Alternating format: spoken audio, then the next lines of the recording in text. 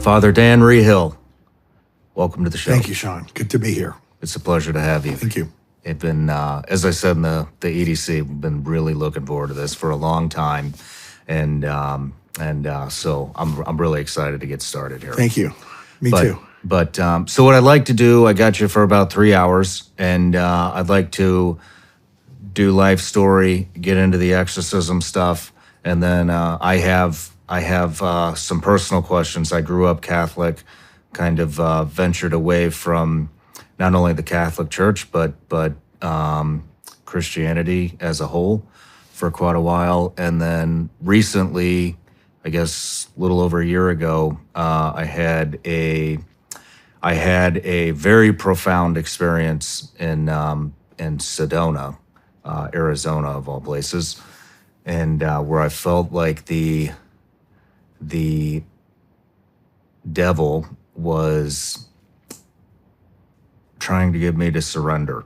I'll just put it in short. And then I had 3 incidences right off the bat, right after that,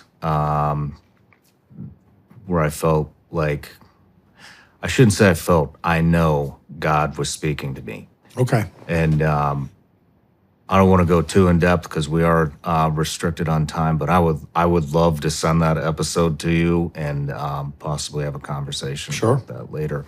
But anyways, everybody gets a introduction here. So Father Dan Reehil, you're currently a Catholic priest for a church based out of Columbia, Tennessee, right down the road from here, as well as the exorcist of the Diocese of Nashville. After graduating college, you worked in global trade and finance in Manhattan before entering the spiritual brotherhood and then finally onto the priesthood. You're the host of the podcast Battle Ready, where you answer questions from callers about the spiritual realm and the Catholic catechesis. Sorry. It's all right. You have been on several podcasts and other news programs to discuss the dangers of demons in the modern world today. And so I am very, very excited to dive into that. One thing we have here is Shawn Ryan Show. We have a Patreon. It's a subscription account. They're our top supporters. A lot of them have been with us since the very, very beginning. And so one thing I like to do is offer them an opportunity to ask each guest a question. And there's some good ones here. I'm going to save some of them for later on in the interview. Okay. But this is from Al. I love the quote you once said, "Protect your mornings." It's a very profound quote, and I carry that with me every day. How does one protect your morning? Well, for me, the day gets away from me pretty quickly as it goes on. The sun goes up and anything can happen, you know. Somebody could be dying. It happens quite often. We have a hospital in Columbia, so all the surrounding areas, maybe 30 miles out, especially going south, their people go there, and at least once or twice a week, somebody's dying and needs me to go right away to give them the last rites. I don't do exorcism on demand, but I will meet with somebody if they're suffering, at least try to relieve some of the suffering before I get them on a spiritual regimen. And that could just happen. They show up at the church randomly. You never know when they're going to show up. And then there's spiritual direction appointments day in and day out and all sorts of other things. So my morning, when I say protected, I go over to the church at 5:30, get up at 4:20, get over there by 5:30. And then I have exposition of the Blessed Sacrament until 8 o'clock. The last half hour, I have confessions. We do benediction. Then we have Mass. And then I go on radio at 9, and that's till 9:30. And, you know, so the morning is set. And usually nobody disrupts that prayer time in the morning. So I know it's going to happen. And I need it. I need it because it's not me that goes out into the day to help these people. It's God, and he works through me. But it's his grace. It's his power. And if I don't get filled up on him, I'm kind of worthless for the rest of the day. And then I'm just really a social worker. Thank you for answering that. I have some personal questions. One of them is there's not going to be a good time to ask this during the interview, I don't think. So Shoot. I told you I had left the church I'm new back into Christianity about a year. Same. Trying to A little more than a year. pick through the pick through the Bible, and you know, the one thing that, and so we started a Bible study at my house. It's four families. We're very, very, very close to each other, and one of the guy that leads it is a former pastor, who I think kind of got ran out because he said that pastors shouldn't be focused on money; they should be focused on spreading the word. And a lot of people around here didn't like that, I guess. So, so now he leads our thing. And the one thing that I think, the thing that resonates with me the most out of what I've learned so far, maybe not the most, but it always sticks out in my head and I talk about it all the time, is that from what he says, the church is not a brick and mortar building. It is the living body of believers in Jesus Christ. And so that is something I never heard growing up as a Catholic. And so I just wanted to see what you think about that. That is very true. If you think about the church, when Jesus chose these 12 men to go out and make disciples of all nations, when he ascended to heaven and they took up this mission, and it was a big mission, imagine, and they're not particularly qualified either, mostly fishermen. They go forth, but now they have the Holy Spirit because Pentecost has happened, and they're set ablaze with the Spirit. The same Spirit that led Jesus his whole 33 years is now in those men, and it's now in us if we're baptized, particularly if you got confirmed too. You get sealed with that Spirit, same Spirit, and they go forth. But there's also a persecution happening because the leaders of Jerusalem, and you could even say in Rome and all over the world, they don't want this new religion. So if they catch you, you die. So the first, I think, 32, 33 popes were all martyred. So if they said to you, we just elected you pope, it was a way of saying you're about to die because they're killing everybody. And now you're a public figure that says you're leading this new church. And as such, there were no brick and mortar churches because how could you build a church? It'd be a big red flag. Here's where we worship. Come and kill us. So for maybe 300-400 years, there was no brick and mortar church. They were in people's homes. But they were celebrating the Mass the way that Jesus did at the Last Supper. So they were taking the bread and the wine, praying the prayers of consecration and turning it into his body and blood. And that was what was sustaining them. And that was giving them even the graces to die for Jesus and his cause, this church, that people would, the blood of the martyrs is the kind of the seed that spurns on the church to go forward. So yeah, that's absolutely correct. Once you have Constantine come on the scene and basically took up Christianity as the religion of the kingdom, and he put the cross on all the flags, and when he would go into battle. Then they knew they could build churches because the king would protect them. The Roman emperor would protect them. And that's when the churches got built, and they've continued to build them ever since. But you go into countries like in the Middle East that are Muslim, there's still a lot of underground churches where there's no, it's just in people's homes because they know if we're discovered, it could be a big problem. Is there, another thing is, you had talked about my Megyn Kelly podcast and some of the things that we discussed in there, and Middleman. That's where I'm going. Good. I'm a middleman. Did you know that? I'm a middleman. I did. And no priest, no Eucharist. Okay. No priest, no confession. Okay. It would be terrible. It would be terrible. But if you want to go back to scripturally, Moses was a huge middleman.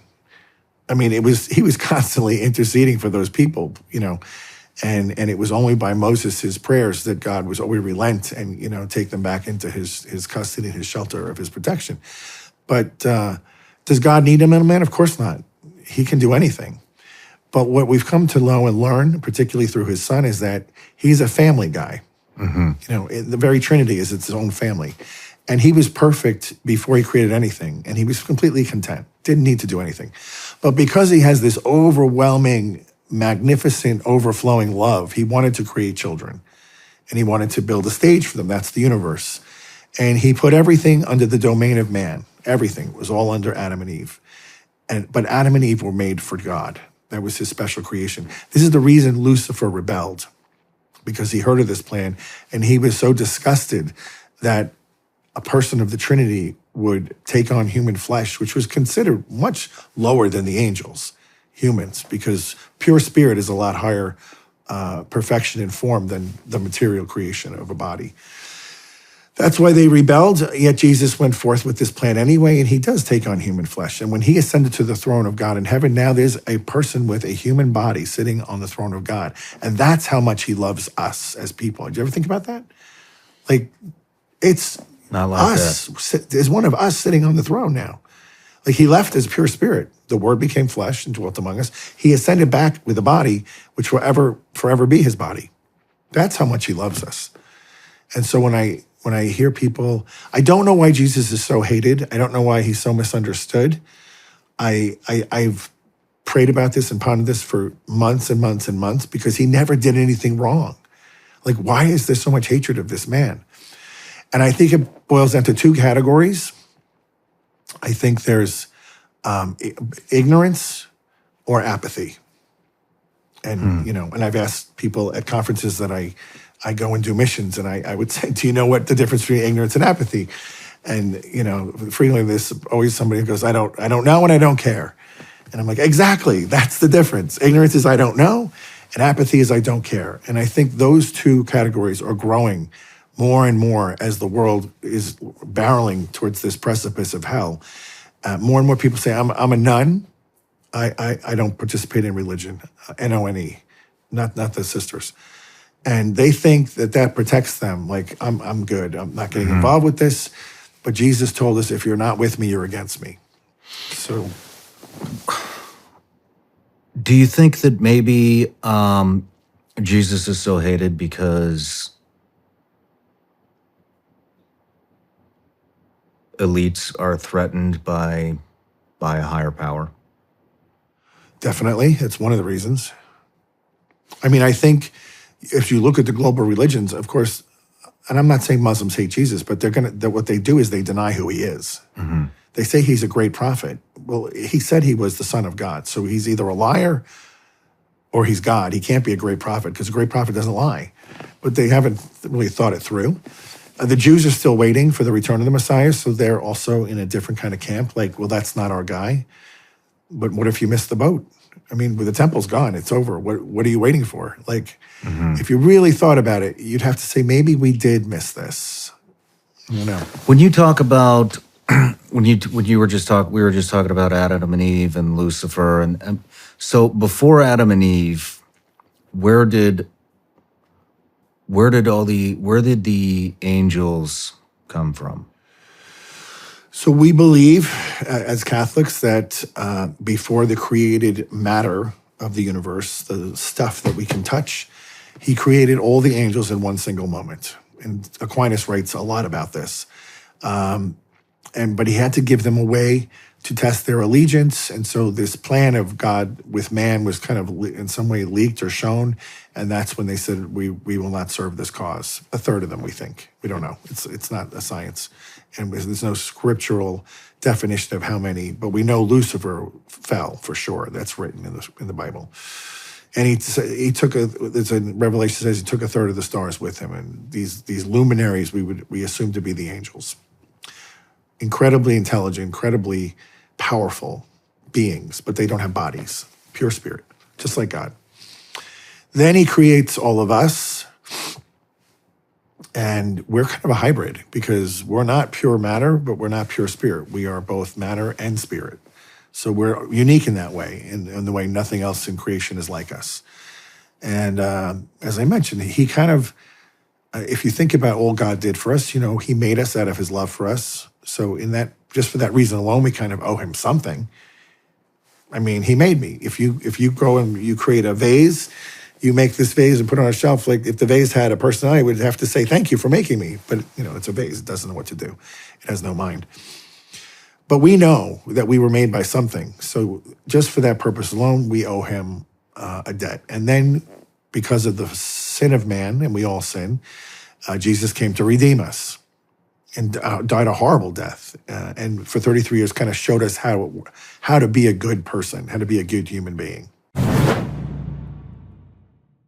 1 in 5 of us has learn a new language on our bucket list. Not sure what's up with the other 4, but if you're that one, make this your year to finally learn a new language with Babbel. Wasting hundreds of dollars on private tutors is the old school way of learning a new language. Babbel's 10-minute lessons are quick and handcrafted by over 200 language experts, ready to get you talking your new language in 3 weeks. Because talking is the key to really knowing any language, many of you know I recently traveled to Austria for an interview. Babbel was perfect for learning basic phrases and words I needed to get around. Getting up to speed fast made my trip stress-free, and I'll be using Babbel's speech recognition technology to help perfect my pronunciation and accent for the next one. Here's a special limited time deal for our listeners. Right now, get up to 60% off Babbel subscriptions, but only for our listeners at babbel.com/SRS. Get up to 60% off babbel.com/SRS, spelled BABBEL.com/SRS. Rules and restrictions may apply. Visit babbel.com for terms and details.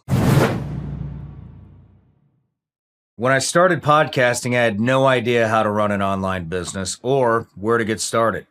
I tried several different companies to get my web store up and running, and they were all confusing. Then I found Shopify. Now my online store runs smoother than ever. I love how easy Shopify is to set up. It's flexible, powerful, and helps me grow my business. Shopify is the perfect platform to start small and scale up. Upgrade your business and get the same checkout we use with Shopify. Sign up for your $1 per month trial at shopify.com/SRS. That's all lowercase. Go to shopify.com/SRS to upgrade your selling today. Shopify.com/SRS. Even though he's divine, he's fully human as well. And then he offers his life on the cross to the Father for all the sins we committed, and he buys us back from the devil. We were literally owned by the devil. So there's another reason we owe him, right? People don't like the word owe, but justice is real, and you can't have a world without justice. Justice is giving the other person what they're due. It's not a negative. If you say, I'm going to sell my car for $5,000, here's the $5,000, you get the car, justice has been served. Similarly, if I rob a bank and get caught and the penalty is 10 years in prison, I go do the 10 years in prison, justice is served. Mm-hmm. When it comes to God, giving God what he's due, we can't do because we are incapable of giving back what he gave to us because it's so great. We're not capable. We're just not. We're creatures that can't do the level of love that he's given to us. And so religion, by definition, is the justice we give back to God. That's what we call religion. It's part of the justice virtue. Okay. And it's just giving back what he wants. And he was very clear how he wanted to be worshiped in the Old Testament. And then when Jesus created the new covenant at the Last Supper, he was very clear that this is how I want you to worship. Do this in memory of me. And we've been doing it ever since. Now, as I mentioned before you came up to do the interview to one of your staff, when God established in the Old Testament, he was very systematically clear about how he wanted to be worshipped. There would be an altar, a priest, and a sacrifice and blood. And then they would take the blood and sprinkle it on the altar. They would take the blood and sprinkle it on the people. And this was the way he said we're going to do worship. Very messy. I mean, imagine when you go to a mass, they sprinkle the holy water on the Easter Vigil. Imagine if I'm sprinkling blood on people. Yeah. It's incredible. Like you never would forget that. You'd be like, wow, that was intense. And what kind of blood? The animal's blood. Bulls, goats, lambs, oxen, a lot of blood, tons. They would collect it in these bowls, and half would go on the altar and half would get sprinkled over the people. Why blood? Why blood from an animal? Because the Jews always believed the life was in the blood. Okay. And they were offering this life as atonement. They had no way to have sins forgiven, but they would at least follow the regimen the Lord gave them to do the worship, and that was their way of obeying. Why do we have to obey? Why did God allow evil? There had to be something in the garden that was forbidden from Adam and Eve in order that they could show that out of love for God, they would obey him. That's the only way you can show you love somebody, is by actually doing what they ask you to do. If there was no rule at all, how do you know? How do you know if you're really going to step up and love him? It's the same with like your kids. If you say to them, please don't do this, this, and this, primarily because it would be bad for you and it could hurt you, but also respect your mom and dad, don't do that. And then they don't do it because they love you, and that's how you know they're actually giving you the respect that you deserve. So that's why God put that tree in the center of the garden and said, do not touch or eat of that fruit. They could have everything else. And there was no work back then. Everything grew on its own. Everything was perfect. They walked with God every afternoon in the breezy time of the day. But the deception of the devil was, first of all, he starts talking to Eve. And he goes, did God really say you cannot eat of any fruit in the garden? So he twists what God said. And she goes, no, he didn't say any. He said just the tree, that fruit. And then the serpent goes, oh no, surely you will not die. Your eyes will be opened. You will be like God. So now Eve, for the first time, and she's completely happy up to this point. She has no wants in her life. She thinks now suddenly God's holding out on her, that there's something that's going to make her more happy if she gets it. And he tricks her. And she gets her the serpent gets her to eat it, and she gives some to Adam. He eats it. And then their eyes are open. They realize they've committed the worst possible sin they could do. And it drags all of us down. But God doesn't despair there. He has a plan. It's a rescue mission. You'd be familiar with rescue missions. This was the greatest rescue mission of all time, when Jesus is going to come into the world and he's going to take down the devil on a different kind of tree, on a cross. So where the first sin entered the world from a tree, now redemption comes through a tree. Where Eve fell, the Blessed Mother brings forth the new plan by saying yes to God and allowing the second person Trinity to become incarnate in her womb. And so you can see the parallels of like these first parents and now the new Adam and the new Eve is Mary and Jesus. Thank you. You're welcome. Just a little bit ago, you had mentioned, we were talking about the middleman, and you had mentioned without the priest, there is no Eucharist and there is no confession. Yeah. So from what I've learned, we've already been forgiven. Mm-hmm. And that was part of Jesus on the cross. We've all been forgiven. And so can I not ask for forgiveness in my own home? You can. What is the difference? Well, you actually know you've been forgiven. That's the difference. And we are set free through baptism from being under the domain of Satan. He's like a lawyer. He's a legalist, and he knows where his boundaries extend and where they stop. The minute we're baptized, this is what I tell parents all the time, please don't wait for Aunt Sally to fly in 3 months for the baptism. Just baptize the kid right away. Because that restores that person back to God and out from under Satan's foot, literally stepping on the person's neck. And they have them by chains. And legally, they own the person until that kid's baptized or the adult. Once you're baptized, we're completely set free, as you mentioned, until we sin again. And then if we commit another mortal sin, we go right back under the domain of Satan, and we're trapped until we get forgiven, which we know if you go to a priest and the priest absolves you, that has taken place and you're now set free again. And any demons that are attached to you are broken off you, and you can feel the heaviness lift. The church also states that you can have perfect contrition for your sins, which would also bring forth an absolution of your sin. But to have perfect contrition means you have no attachment to sin anymore. Very difficult to do, very difficult to measure. And so I'm always like, it's not that hard, just go to confession. In my church, it's always anonymous. I'm in one room, you're in another. There's a screen between us. I can't see you. I can hear you, but I don't know who you are.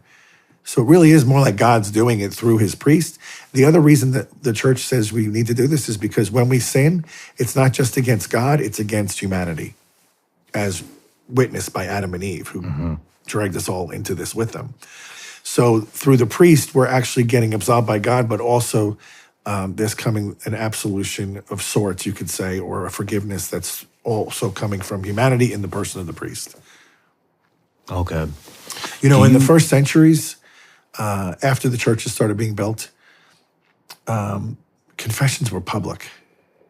They were You public. had to go stand on the steps of the church and confess your sins to the priest in front of the whole community, and then he absolved you. I mean, a lot harder, clearly. Wow. Just think about that. There's people that would say, I'm just not going to confession Yeah. because I don't want the people knowing I did this. You know? But Yeah. so it really isn't as bad as people make it out to be. It's a simple thing. It's for your own benefit. And I, as the beneficiary of this sacrament as well, I was away 22 years. And when I went to that confession and he absolved me of 22 years of really deep-seated, horrible, salty sins, I felt like a new person. Like, I can't even describe how much you're just like, wow, like that's a real thing. It's not just a formula with matter and form. Like, I am new. And a lot of people you see out there, including in the media, when you have mortal sin on your soul, it's literally a blockage to God's grace. And you can't really see truth for what it is. And this is, I believe, why there's such an attack on truth right now, is because I think a lot of these people believe what they're saying, but it's so twisted and distorted that a lot of us just look and go, how can you think you can assign your own gender? Yeah. Like, it doesn't even make sense. Yeah. But they really, when you listen to them, I think they really believe it. And that's like when Paul's speaking to the Galatians. This is what my opinion is. And he says, oh, stupid Galatians, who has bewitched you? What has happened to you? Like, I feel like we could say that about America right now. Oh, stupid Americans, who's bewitched you? What's going on here? Yeah. Like, wake up. Yeah. I'm with you on that. I am 100% with you. When we're talking about Adam and Eve and the forbidden fruit, let me give you some more context. I have found a tremendous amount of healing from psychedelics, and very controversial subject within Christianity, Catholicism, probably anybody who has some type of a religious background. And I have really good friends of mine that advise against it. I have really good friends of mine that are 100% in on it. I've had nothing bad come to me from it. Praise God. I've quit drinking 100% clean from alcohol for over 2.5 years now, going on 3, and a whole slew of other things. But I'm interested. I've heard that the forbidden fruit may have been psychedelics. Is there any validity to that? Never heard that. And there's no mention anywhere of what the fruit was. So Okay. that's somebody's conjecture and idea. Okay. Do you feel that a lot of people also say that psychedelics will open you up to a spiritual realm where demons can it kind of like opens you up where demons can get in if you're not careful. What I'm just curious, do you have any thoughts on that, or is that a Well, topic of I discussion? know drugs in general are a big open door for spirits, bad spirits. One of my worst cases of possession was a Catholic guy, young guy, maybe 25-ish, up in Nashville. He's out drinking. The bars are closing, and he says to his buddies, let's go get some drugs. And the guy goes, oh, I know a place. So they go to this house in a neighborhood at like 2 a.m. Think about this. You're knocking on somebody's door at 2 a.m. Like, you got to be thinking, this is a little crazy. Who does that? And they open the door, they come in, and it's lit by candle, and there's upside down crucifixes and pentagrams around on the walls. And I said to this young man, when I'm interviewing, I go, like, what happened to your spidey senses? Like, nothing went off when you saw this stuff? He's like, I just wanted the drugs. So he gets some, I think it was crack, As soon as he smoked it, he felt the demon enter him. And that was the beginning of about a 6-month ordeal to get it out. And he knows it happened from the drug because the drug probably had a curse on it Interesting. to attach demons to it. So if you're buying, well, I use it. I would have said years ago, if you're buying stuff off the street, you don't know what you're getting, truly, both in the natural and supernatural. But I would add today, some of these pharmaceutical stuff, the same thing. Yeah. You don't know what you're getting. I mean, I don't know though. Is it really considered a drug? I mean, because America's put that stipulation on it, or is it a medicine that comes from nature? And so if it is a medicine that comes from nature that people are finding healing from, Yeah. I don't understand that is from God, correct? I mean, there's no additives, there's no chemicals, there's none of that that's being injected in it. It is simply, I believe it was the Reagan administration? I think it was the Reagan administration, maybe that kind of, maybe Nixon. I'm off on this, but a president basically, there was, because of the hippie movement and the abuse. It was Reagan. They scheduled it as some type of a drug or narcotic. But I mean, coming out with all the research, I'm going too heavy into this. It's helping a lot of people, and so I'm curious what your thoughts are on that. It's kind of out of my realm. Okay. I'm not an expert on drug use. We do have a priest in the diocese who wrote his dissertation on marijuana, so he might be a better one to talk about that. But I think in general, the fear is that if particularly the youth who they don't have a lot of restrictions in their thinking yet, the dangers are they just going to go in too quick and too hard and damage themselves. If you're a 40-year-old man who is using this under a self-imposed set of guidelines, and you're monitoring what you're doing and you're careful, completely different than a kid just taking a bunch of pills and hoping something good happens. Makes sense. All right, well, let's get into your story now. Okay. Now that I got at least a couple of my random questions answered. But before we do, everybody gets a gift. I got the gift. Thank you. That was the other gift. The other gift. What do we have here? Those are Vigilance League gummy bears made in the U.S. There's nothing weird in them. It's just candy. Candy. Yeah. Okay. And then, thank you. You're welcome. And then, downstairs you had asked, we were talking about rosaries, and I told you I still have mine.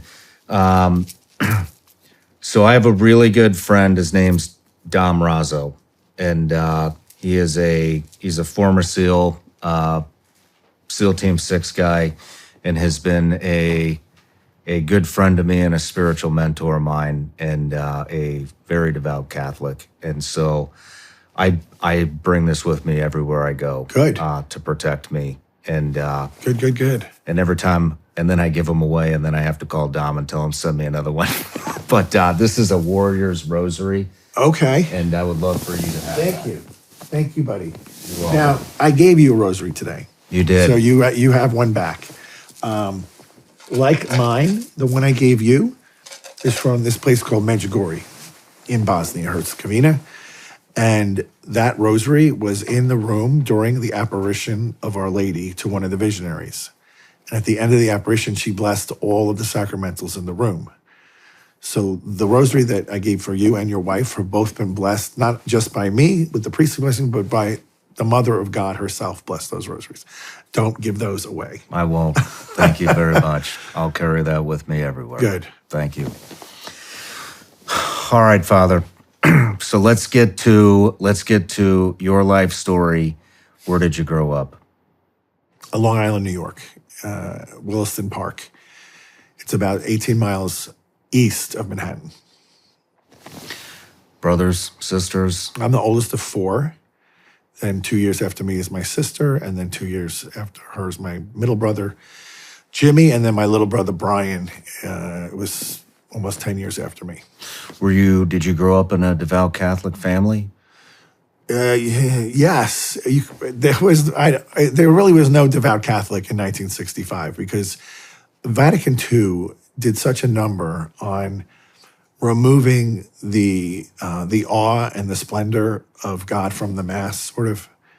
And I don't know they did it on purpose, but it definitely was a byproduct where there's a lot of felt and a lot of Jesus loves me, and really no firm catechesis in what actually is our role as Catholics, as Christians baptized, and what does God want from us, and what does He expect from us, and it was just love God and do whatever you want. Was kind of the message.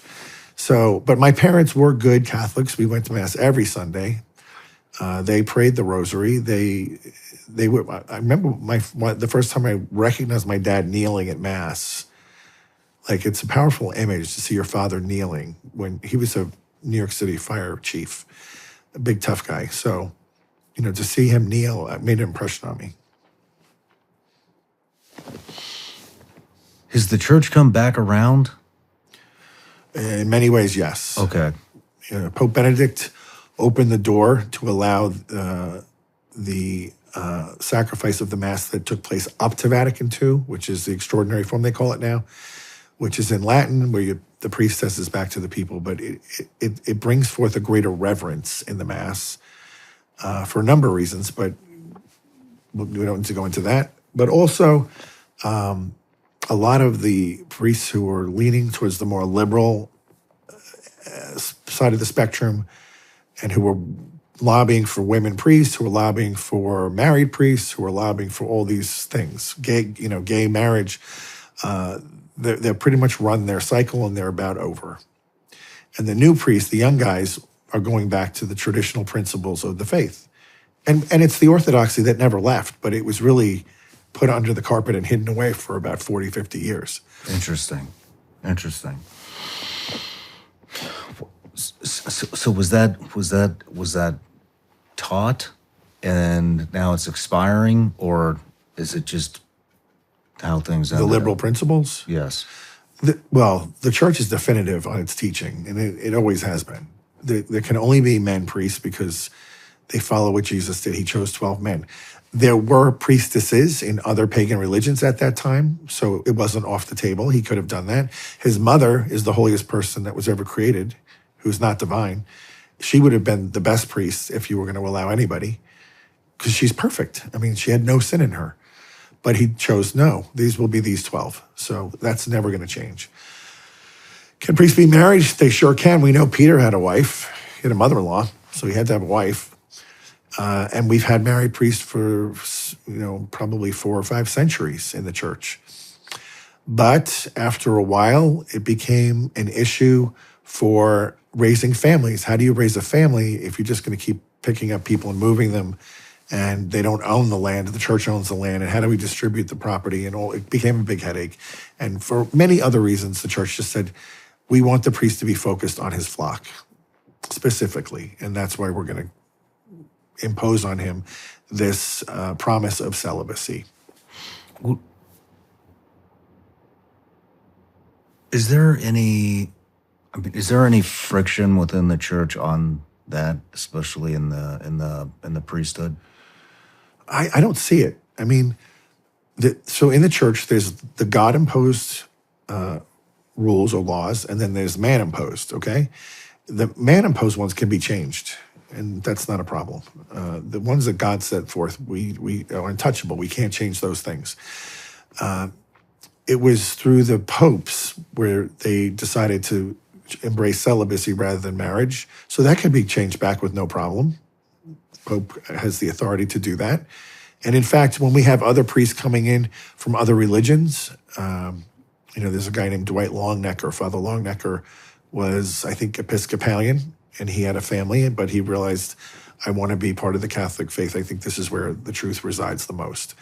When we took him into the church, the Holy See declared that he would be ordained a priest even though he already has a wife and kids. And he'd have to make special provisions to provide for them, but that's fine. Because Peter, we have examples throughout history where it happened. So that can be changed, but you can't change the things that God set forth that cannot be changed. Okay. Makes sense. Like the fasting before Mass. It used to be Vatican II from midnight till you went to Mass, no food, just water. And then the church said, there's people passing out in Masses a lot. Maybe we should make a 1 hour fast before. And now that's what it is. Okay. Because that was a man-made thing. Gotcha. Back to childhood. Yeah. What kind of stuff were you into as a kid? Because I was the firstborn and didn't know anything, I was pretty naive about everything. Rode my bike, played kickball, baseball, I swam on the swim team, played football when I had pee-wee football then in high school. Mostly just sports, and we went outside all day. When it was summer, you just left for the whole day, you came back for dinner. And you prayed with all the kids on your block. It was just different. It was completely different than it is now. Were you interested in Catholicism as a child, or was it more of a chore? It was never a chore. I went to church with my family, and we could actually walk to church. We were that close to the church, a few blocks. But as fate would have it, I was molested by a priest when I was 11, and that changed my trajectory for a long time. I just said, I'm never going back to that place, to a church, and I kind of stuck to it.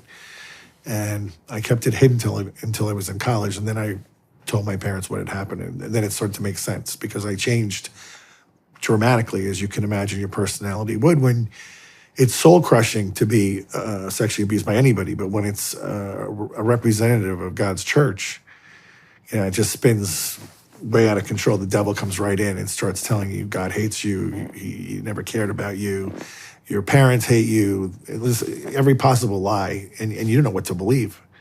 So I kind of spun out of control.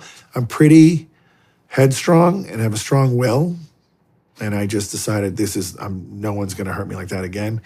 Joined the football team, lifted a ton of weights for a long time to become as big as I could, and then thinking that would be, I'll be strong enough where I can defend. And once you become a man, you kind of don't have to worry about those sort of things. But can we rewind? Yeah. How did that happen?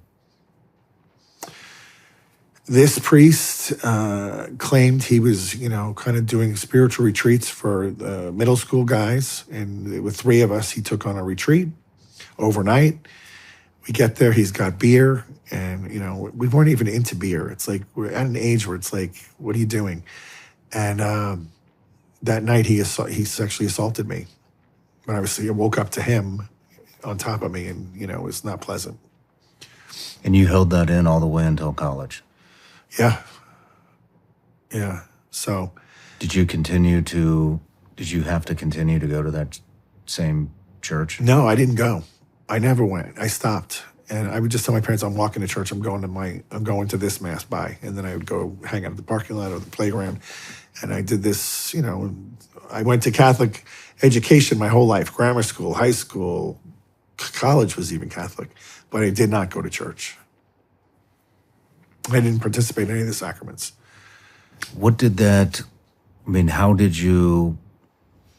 How did you overcome that there's so many kids out there, even just on this show.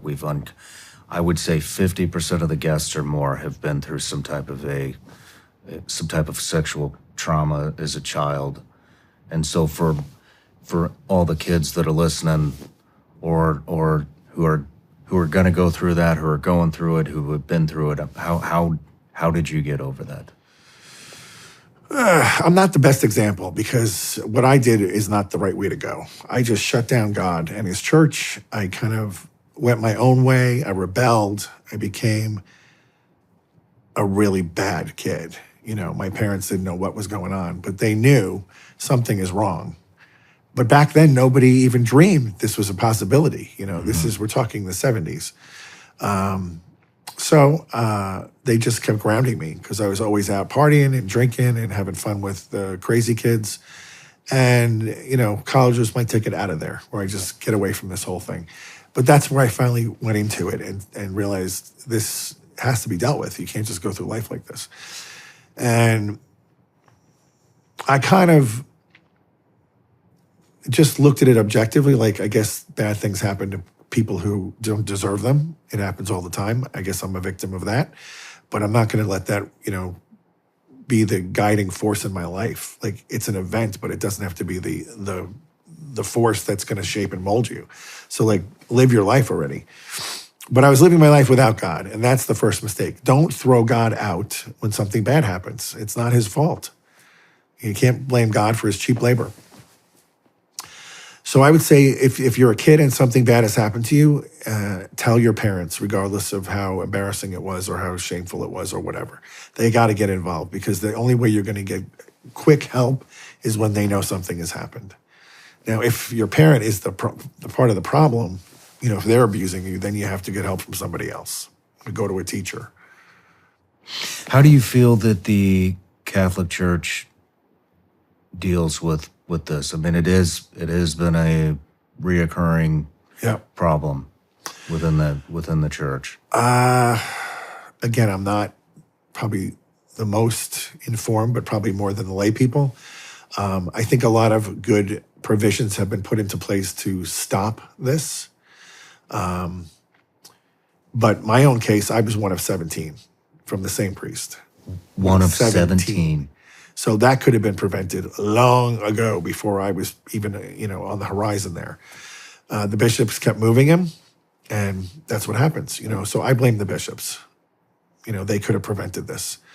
And I'm not going to make any excuse from it at all, because, like, one kid is enough to say, no, we're not going to let that happen again. But right here in Franklin, I mean, there was just a priest removed a few months ago. So it's still not completely over. Yeah. And you got to go back to the seminaries and say, you got to have better detection systems when somebody is open to this sort of sexual behavior. There has to be a way to screen it. There has to be. When I first came back to the faith, I found a priest in New York who I really liked. He was a Franciscan friar, the Renewal, Father Benedict Rochelle. He also was a psychiatrist. And he told me he'd interviewed probably 1,000 priests who did these things to kids, usually in prison. And what he noticed with all of them is they had stopped praying. He would just say, when did you stop praying at your office, the breviary? It's the one prayer we have to pray every day. We don't have to say Mass every day, but we have to pray this set of prayers. It's the only promise we take, is to do that, in obedience to our bishop. And they would all say, how did you know? And he said, because I've been interviewing you guys for years now, and it's the common denominator. Now, that doesn't take away the problem. If somebody has an inherent problem that they're attracted to children, even praying is not going to be enough, I don't think. But you can see that was a factor. They gave up praying, and they basically threw in the towel, and they gave in to the desires. But there has to be a model that you can be screening in seminary to figure out. I mean, I have to believe they know they have this desire. We know what we want. We know what attracts us, what makes us, get aroused. And if that's you, for the sake of the kingdom of God and for your own soul, admit it and get out of there and get help. Like, that has to be an option that they give on day one. If this is something you're attracted to, we want to help you, but you cannot be ordained. Do you think this was actually a Patreon question? I didn't want to kick the interview off that heavy. But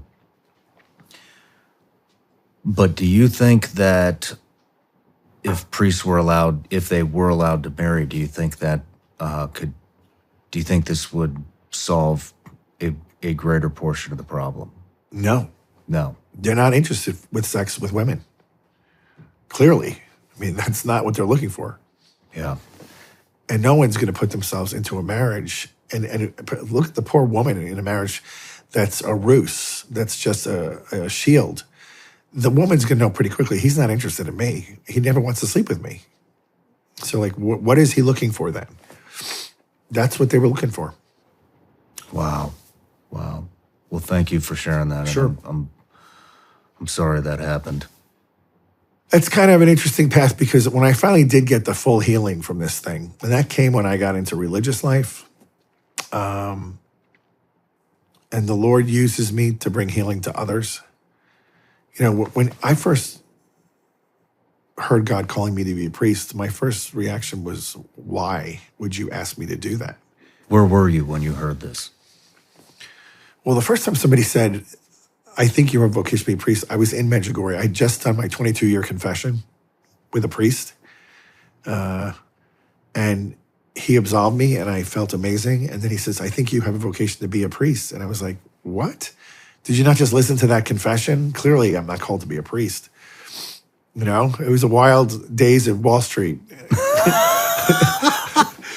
And he's like, no, all things are possible with God. But I was just like, no, the priest is a little bit Looney Tunes. But when I started, I came back to New York City, I had to get my life in order because, the conversion's one thing, but now you have to implement it. Part of that was I had to get rid of the bad influences in my life. I had a lot of bad friends who were not good influences, big with the cocaine, big with the partying.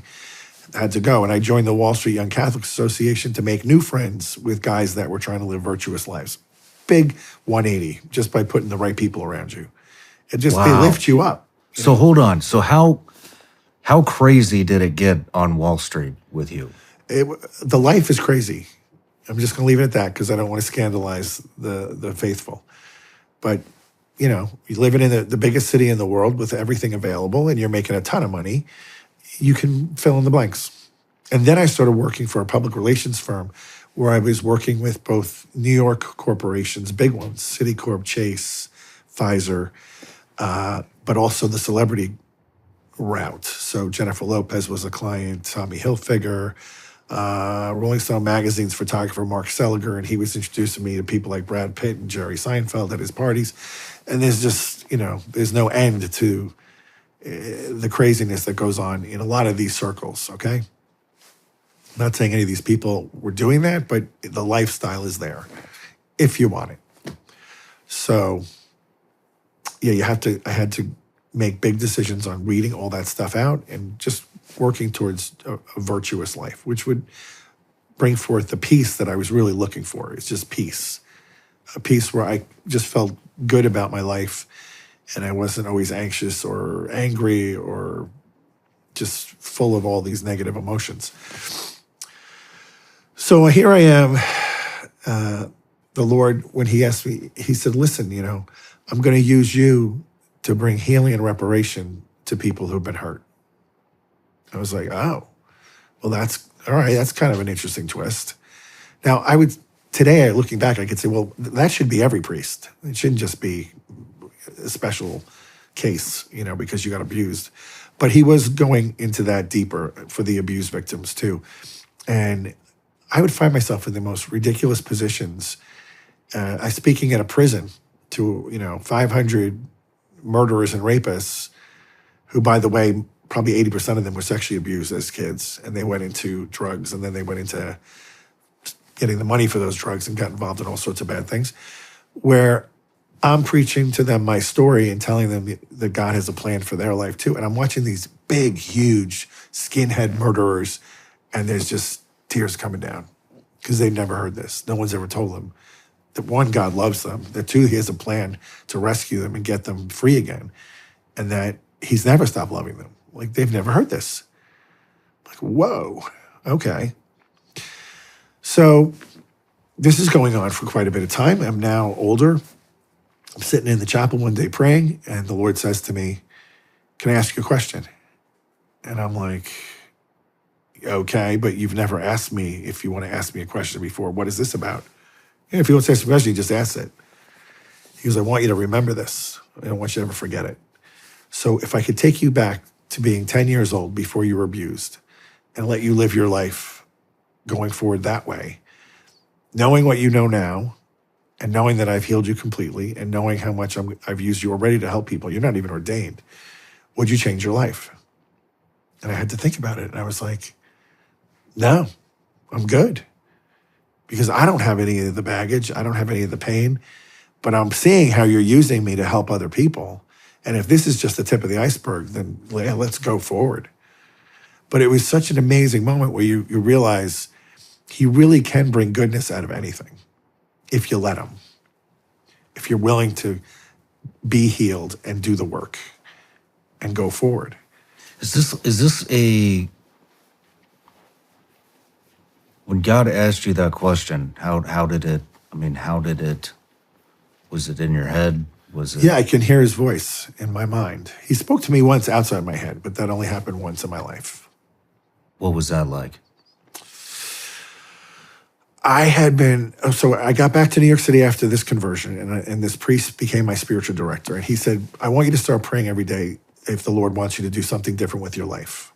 So every day I would just pray, Lord, if you want me to do something different with my life, please tell me, and I'm open to it. And this went on for 18 months. And so finally, on November 5th of 2000, I just went up to receive communion. It was early in the morning. There's really no people around me. And I sat down in my pew, and I heard a voice audibly say, come follow me. And I turned around, there's nobody there. And I was like, oh, it's you. You know, it's been 18 months. This is the first time you've spoken to me, by the way. And I go, sure, I'm going to follow you. I don't know where we're going, but I'm going to follow you. Let's go do this. And that was the only time I've heard that voice right outside. And then on the inside your head, like what we were just talking about. It's just clear as a bell to me. I just know when he's speaking. I know it's him. This just happened to me actually a week ago. I'm finishing a mission in Cleveland, but it's 80 miles outside of, was it Cleveland or Pittsburgh? It was Pittsburgh. 80 miles outside of Pittsburgh. And the mass was at 8 a.m. and my flight's at 10:43. And I'm like, this is going to be tight. And the priest that I'm doing the mission for says, maybe you should go at like 7:45 and just miss the mass, just to be sure. And I'm like, no, I feel like if I believe the most important thing that happens on the planet every day is the mass, I'm going to go to mass, and we'll see what happens. So mass ends at 8:30. We jump in the car. We head out, and it starts raining. And I'm like, ugh, because I hate the airport. It's one of the biggest near occasions of temptation I have is to get so angry at the airport. So I'm just kind of like, okay, what is going on here? So it's very clear we're going to get there very late. And so I start thinking I should probably be rescheduling my flight, booking something later, and I hear the voice say, do you trust me? And I know it's him. And I'm like, you know I trust you, but there's a practical side to life too. Like, you know, if I roll up and the plane's gone, obviously I'm going to miss it. He goes, do you trust me? I go, yeah. He goes, put your phone away. I'm like, okay. So I'm not going to do the phone thing. We pull up at 10:30 on the dot at the curb. I have to go into the airport, up 2 escalators, get through security, get on a train that takes you over to where the terminal is, and then get to my gate, which is like number 43C or something. And I'm just like, impossible. This is never going to happen. I'm already doubting. And I get up there, and I have clear, but there was like 10 people ahead of me, and they go every other, it takes forever. And this TSA lady grabs me, goes, just come over here, Father. She takes me to the TSA. I don't have to take my shoes off. I don't have to take the belt. I don't have to do anything. She throws my bags on a belt. There's nobody in this lane at all. And she goes, just walk through the thing. Go. And I'm like, what is happening here? And I walk out, grab my bags. I go. The shuttle doors are waiting, open. There's nobody on the train but me. And normally they wait for like 5 minutes to, fill up a little. I get on and they shut. And they go zooming to the other end of the terminal. Doors open. And it drops me out at like gate 25. So I'm already just like 2 gates away. And I get there, and it's like 10:40. I have 3 minutes, and the gate is empty. There's nobody there. And there's not even an American rep. And I'm like, just missed it. And the door opens to the flight path to the plane, and it's American guy. He goes, hey, he's here. Hold the plane. And he rushes me down the little gangplank onto the plane. I sit in my seat, and we take off. 10 minutes from gate. Wow. From the curb to the gate, through security, with a train. Impossible. Wow. Possible. Wow. Yeah. When he does stuff like that, I shouldn't get amazed, but I do get amazed. I'm like, what? I even took a picture of my watch, and I texted it to the priest that dropped me off because he was apologizing. He's just like, I'm so sorry you missed your flight. And I had a picture of me inside the plane. I'm like, I'm on the plane. He's like, what? Wow. What do you think about reoccurring numbers like 444? Happens to me all the time. What is that? I don't know for sure, but for me, when I see a triple, it's always Trinity. So I just do a glory be every time I see the three numbers. Glory be to the Father, and to the Son, and to the Holy Spirit, as it was in the beginning, is now, and ever shall be, world without end. Just give God glory.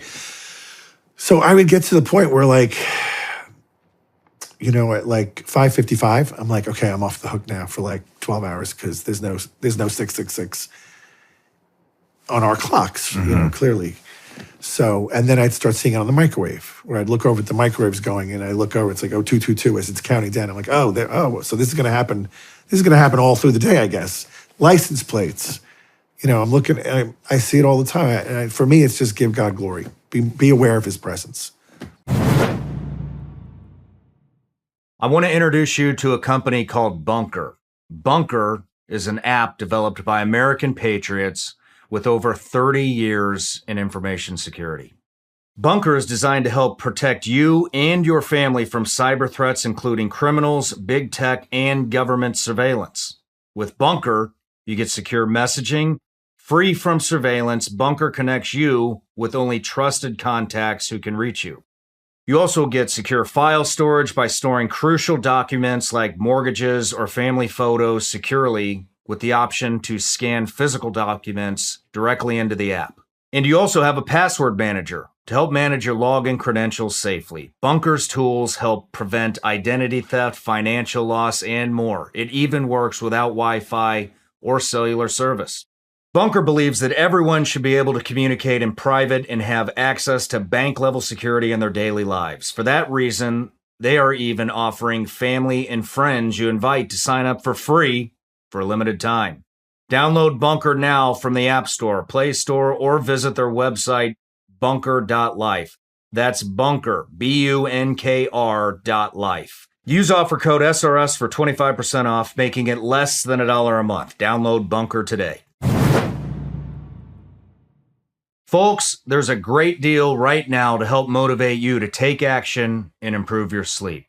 My friends over at Helix are offering all of my listeners 20% off their entire mattress line. You see that I've been on the road traveling a lot this year, and I always look forward to coming home to my own bed and getting a great night's sleep. Hotels can be great, but I always cannot wait to get back to my Helix mattress. My wife and I spent time searching for the right fit for our lifestyle, and Helix mattresses made it super easy. In just a few minutes, the Helix team learns about your sleep patterns and recommends the right mattress for you so you get the perfect match. From the position you sleep in to your body type or your unique needs, Helix will recommend the right mattress for you. Visit helixsleep.com/SRS to start your match today. And as I said, they're offering 20% off to my listeners. That's helixsleep.com/SRS. Interesting. Yeah, this happens. This is a big part of my story too. Okay. 444. And I see it all the time now. And now I see all these reoccurring numbers all the time. And I looked it up, and it said that, this is really interesting, Father, because I had this profound experience, came home, started making phone calls. One of them was to this guy, Eddie Penny, who's also been there for me when I need spiritual advice. And I had a chat with him at night and he was talking about guardian. He was basically saying, he said, now that you've chosen a side, things are going to start happening. And not necessarily good things. And he said that you'll be attacked. And the very next morning, I had a conversation with a gentleman that works for me. His name's Adam. Very devout Catholic. Had the exact same conversation again. And when I looked at it just, all these things happened. That conversation with Adam happened at noon. I went home for lunch. I looked at my clock on the way back to the studio. It said 4:44. I looked at the odometer. You have you have 444 miles left until empty.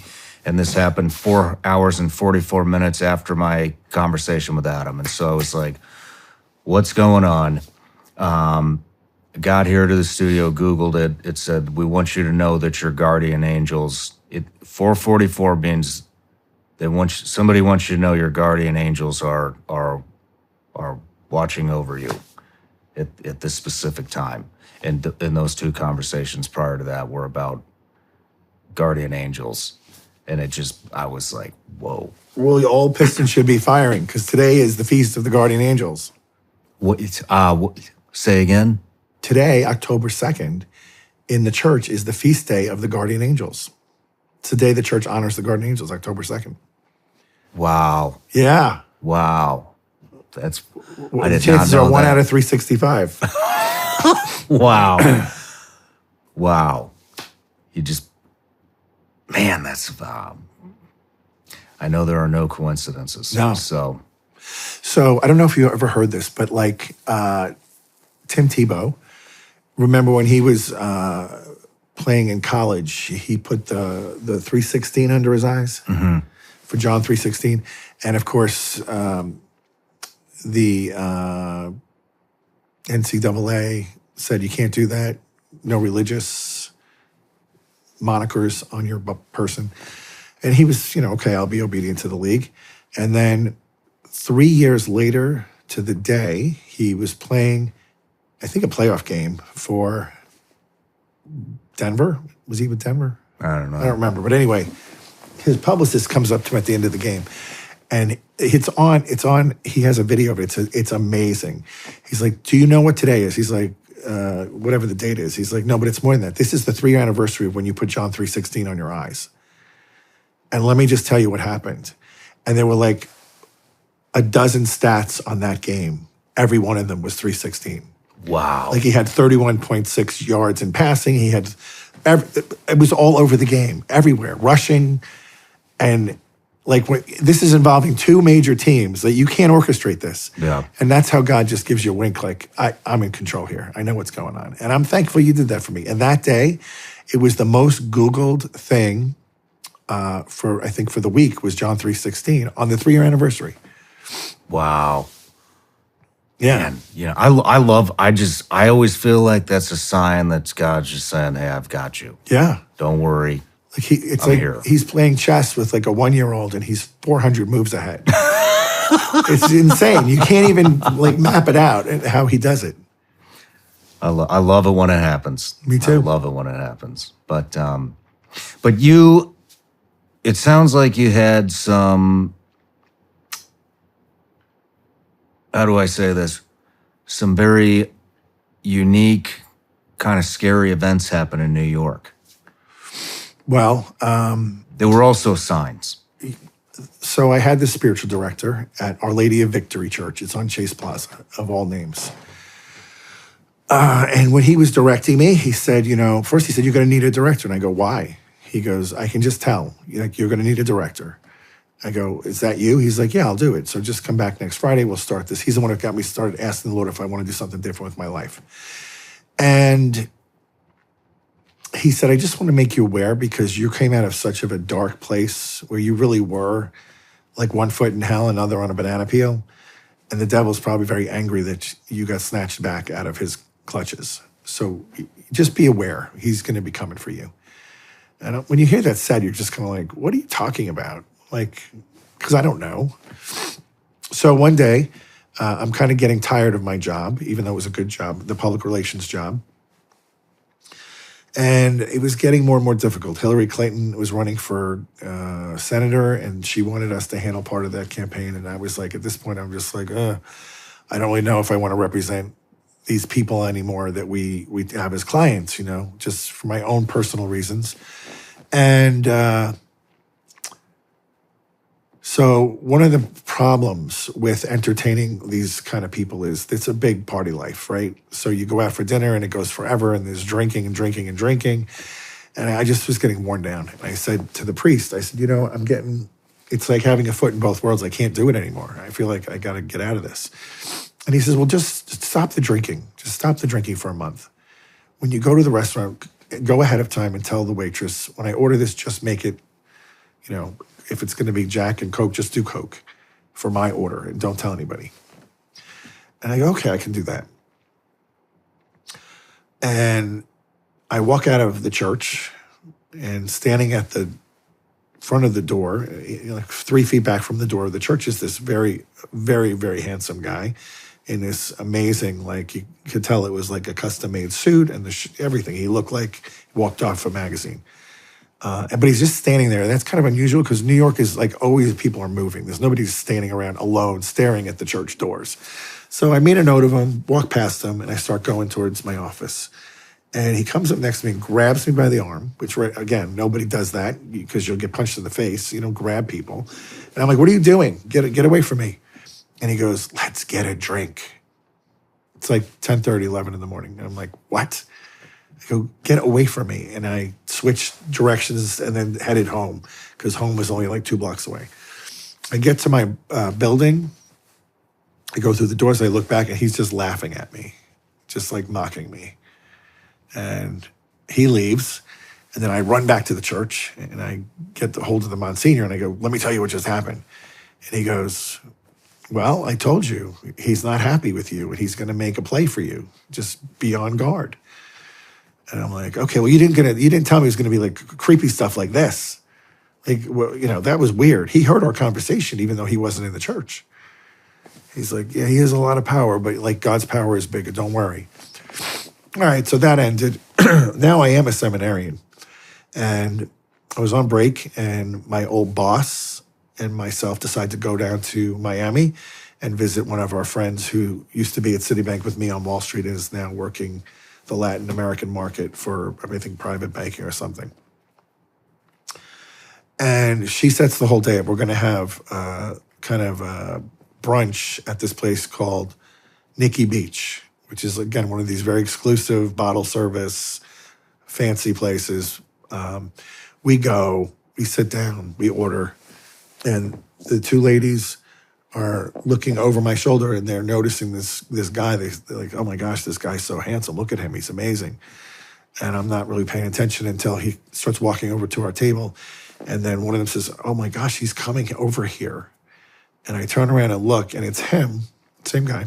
Are you serious? Same guy.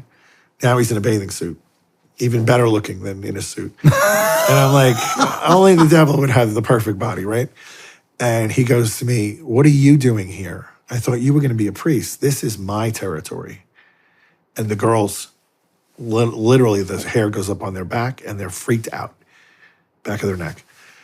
And one of them grabs the bill, says, we have to leave right now. And we go to leave. And he just, again, started laughing at me with the same mocking laugh. Like, I'm watching you. I can see what you're doing.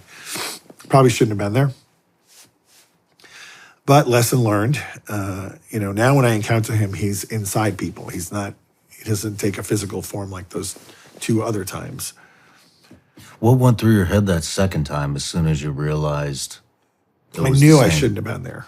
Like, this isn't a place for a seminarian, There was more than just drinking going on. They had little cabanas where people are coupling up and doing things, and all the basic capital sins are happening. Yeah. So, fool me once, shame on me. Wow. Interesting. Very interesting. When did, how did you get into exorcisms? Well, that's interesting too. After 9/11, I moved up to Boston and I wound up staying with a priest for about 9 months, and he did deliverance ministry.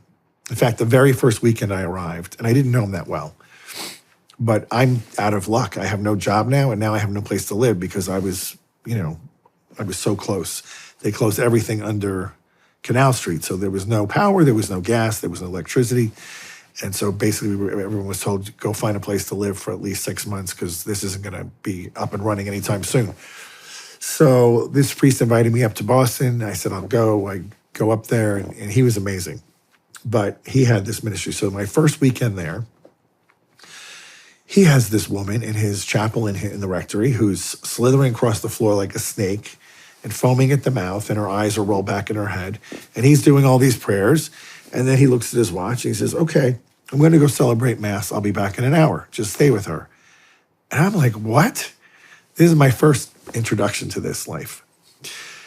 He leaves. She looks up at me, and she's got this weird look in her eyes, and she's got the foam coming out of her mouth. And I'm like, oh, hell no. And I get out of there, and I lock her inside, and I sat outside and waited for him to come back. Well, he comes back, and he's like, what are you doing? What happened to the lady? I go, no, she's in there.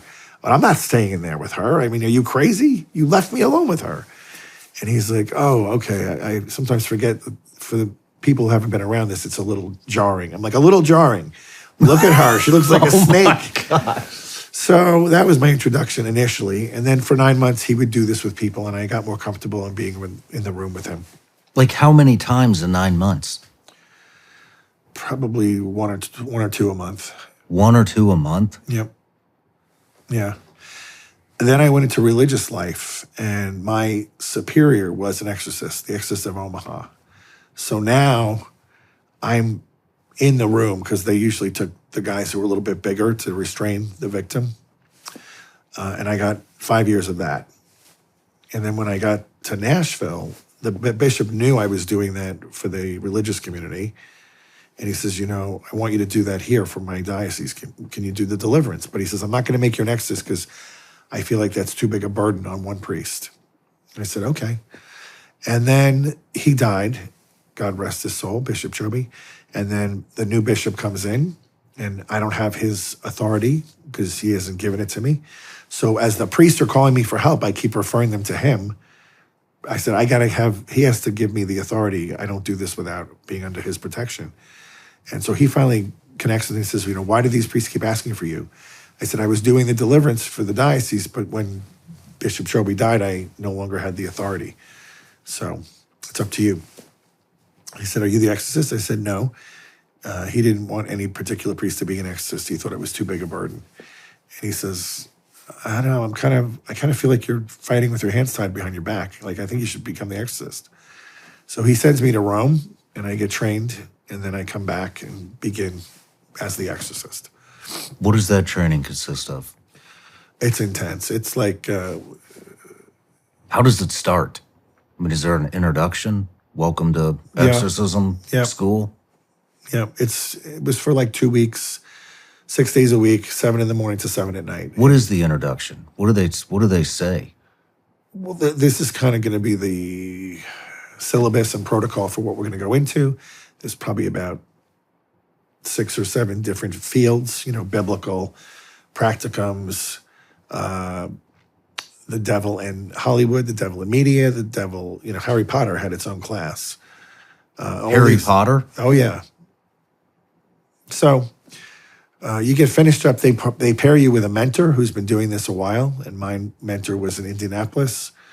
And so I met with him on a kind of regular basis, and he took me through some of his cases, and I watched him do actual exorcisms, and then, eventually you get your first case that you do it.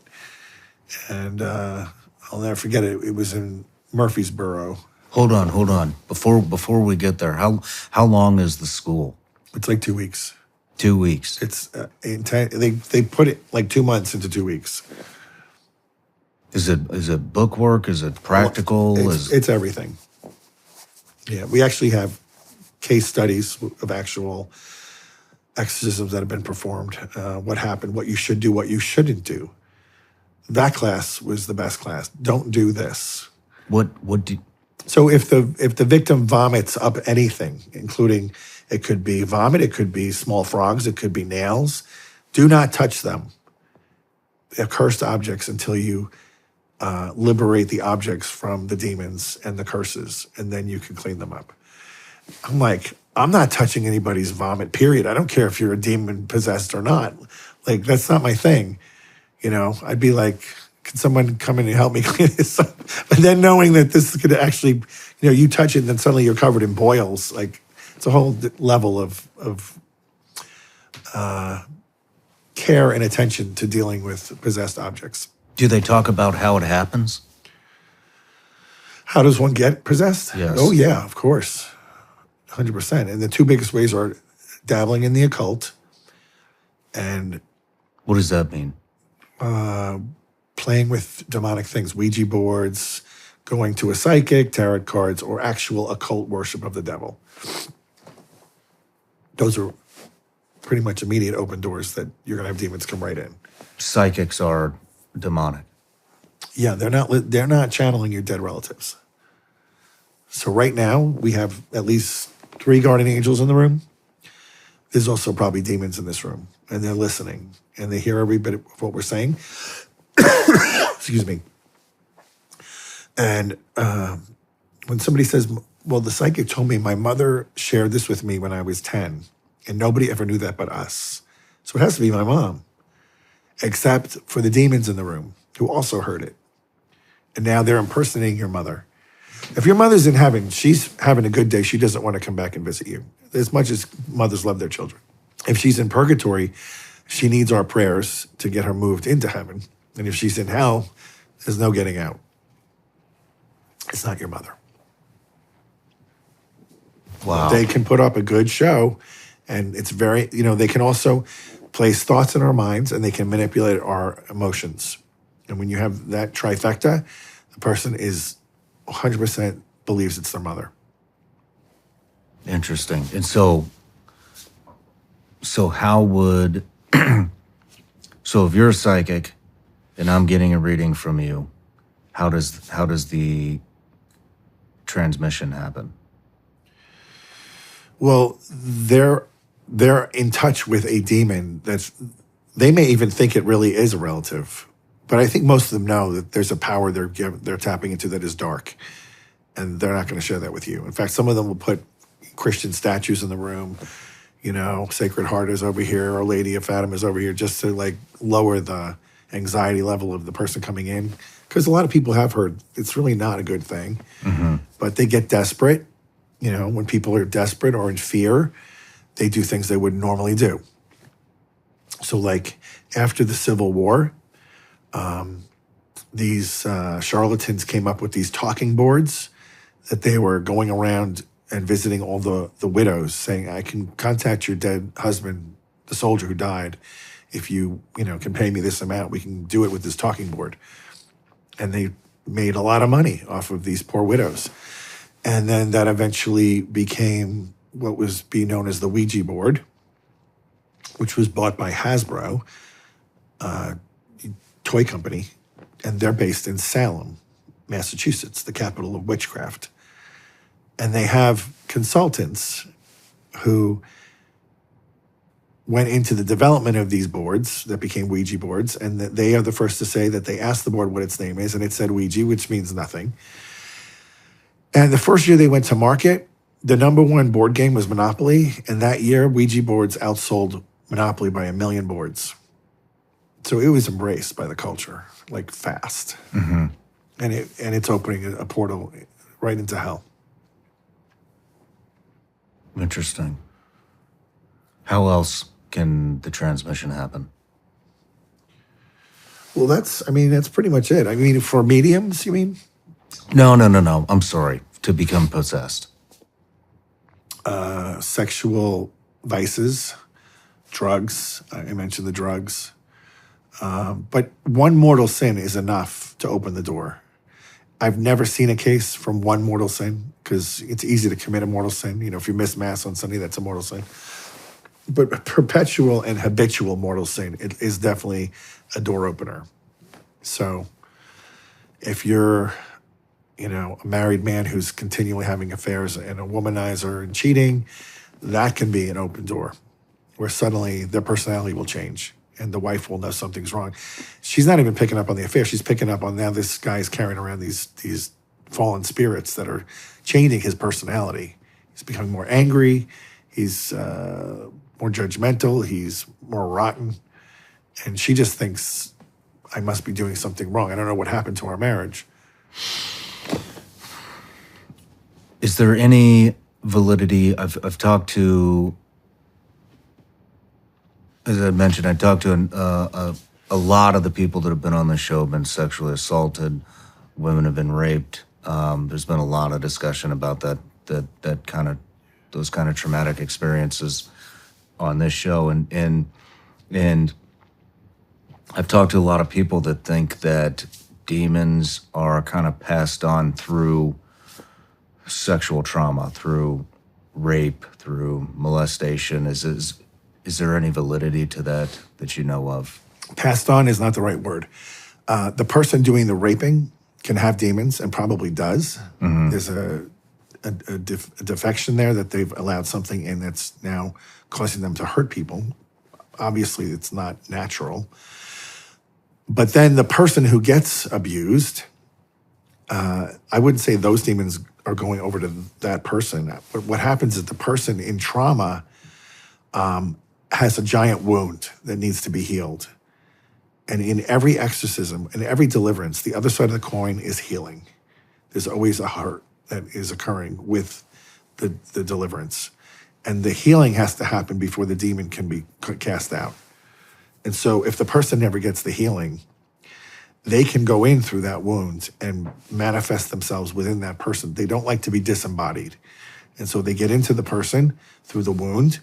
The person can be very angry at what happened, legitimately, can be angry at God, legitimately.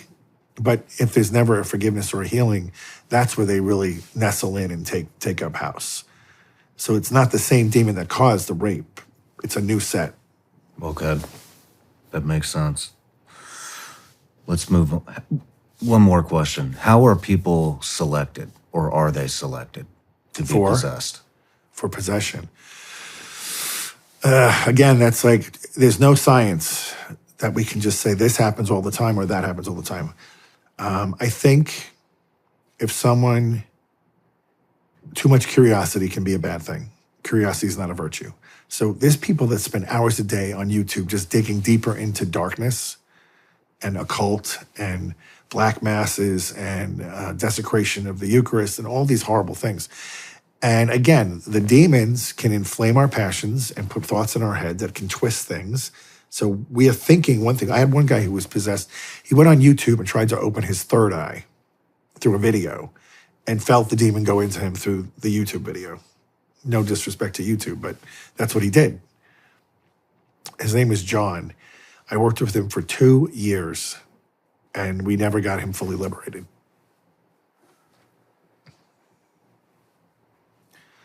So obviously, with the advent of our culture, we all have a phone in our hand now with access to both good and evil. You know, the phone's neutral, but you can use it for bad things, and you can get into bad things with it.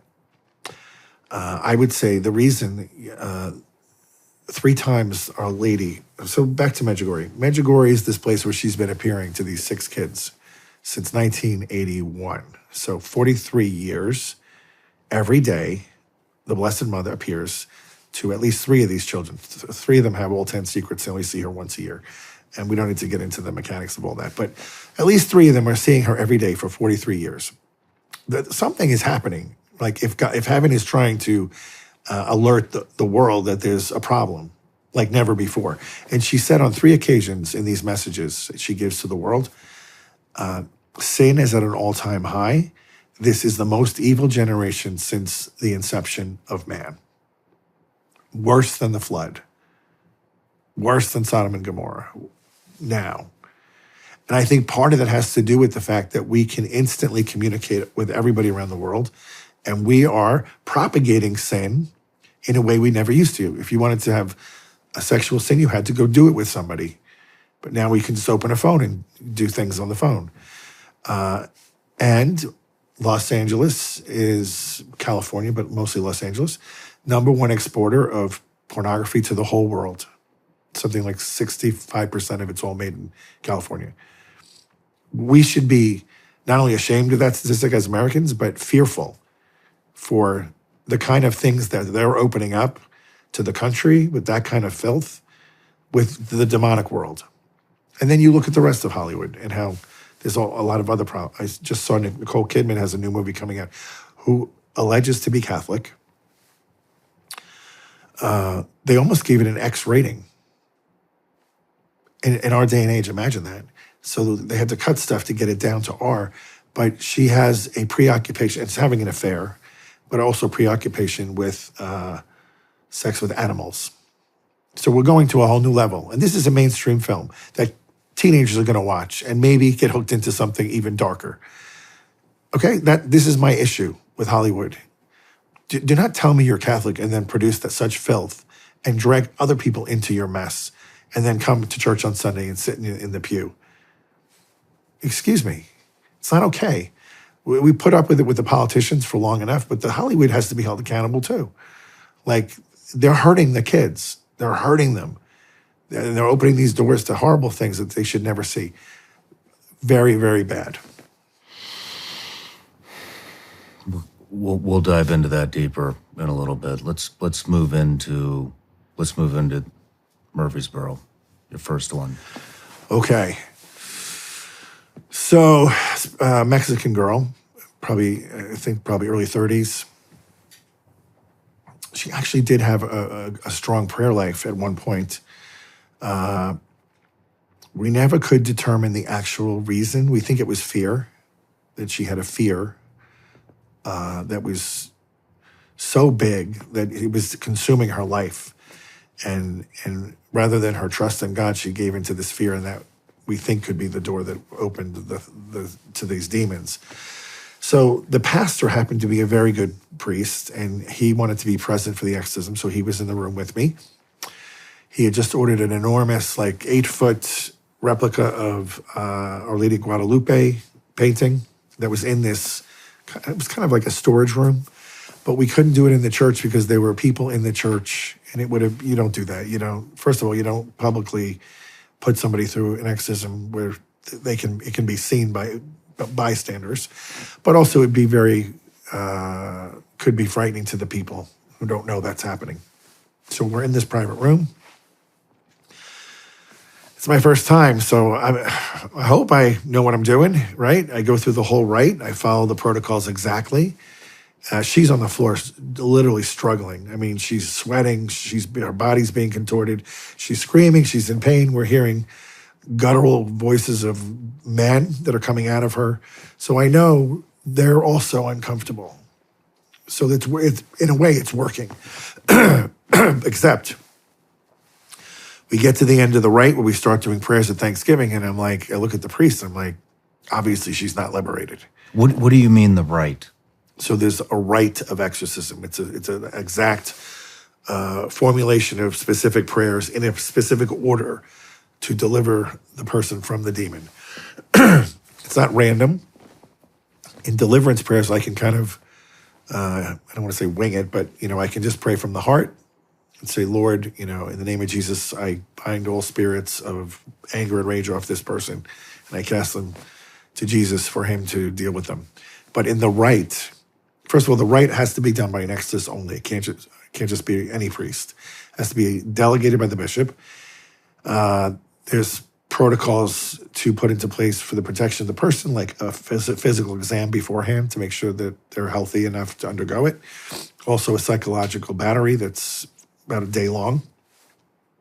How do you give a health exam to somebody that's possessed, whose body's contorted? Well, they send them to the doctor. I don't do that. I'm not a doctor. And the demon isn't manifesting all the time. So Some of them, I had a woman right now who she was working at a Nissan plant by day, and then at night she would manifest at home when she's around her husband. But it backed off during the day. I guess they hadn't gotten to the point where they wanted to completely harass her. But now she's in a psych ward because they started acting up at work, and then the boss said, "What's wrong with you? I think you need psychological help." And they recommended she go, and she checked into a psych ward. She's not going to get delivered in the psych ward.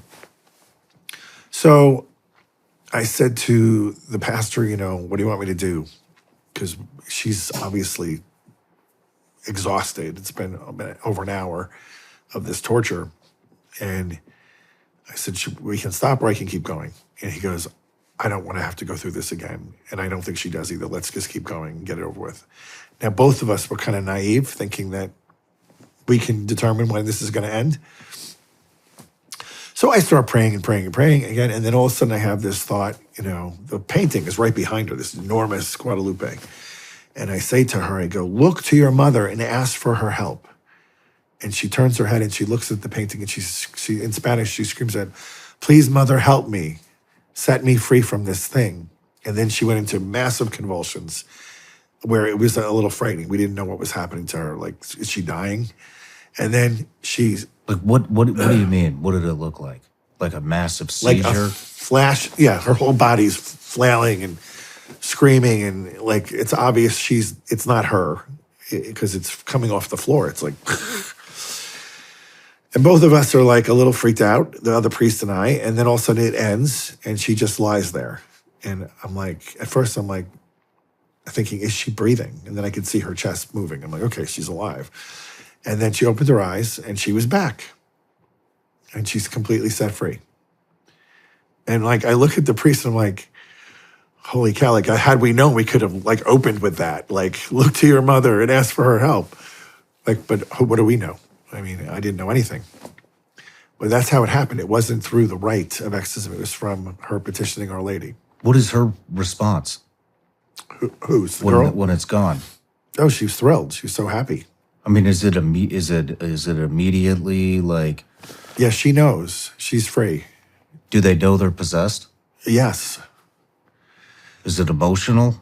Is it an emotional experience at the end? Yes, because she was so grateful she was set free. I mean, she's crying, but she's happy. She's smiling.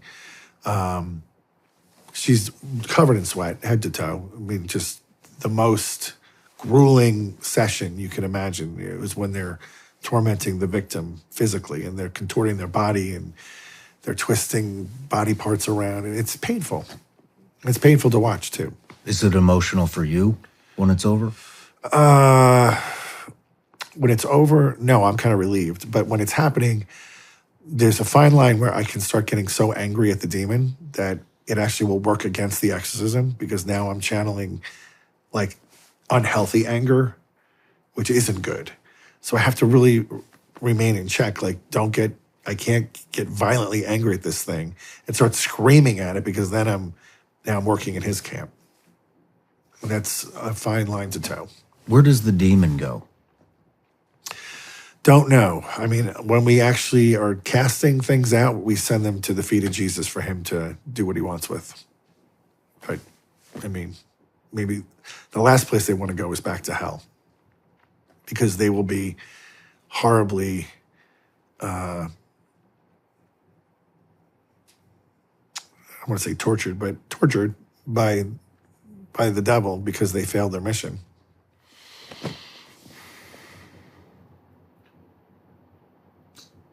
Is hell an actual place, or is hell a realm that surrounds us?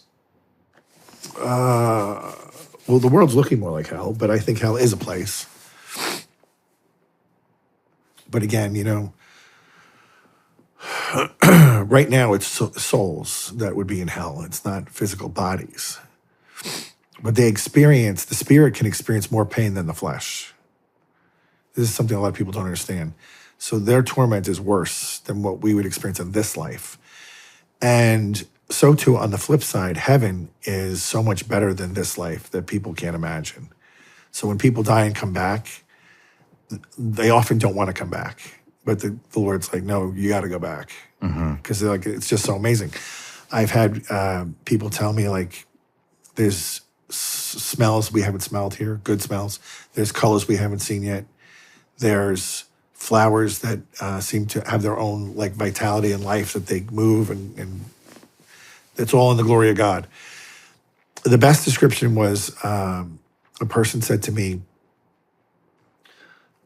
heaven is real life the way that a real person is versus the person's shadow.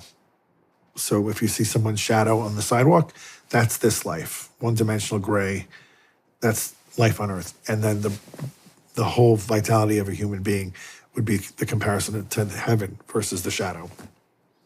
So that's big. It's huge.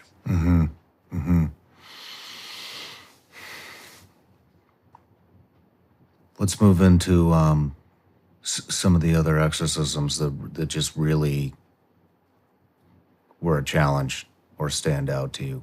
The only time I've been physically attacked was once.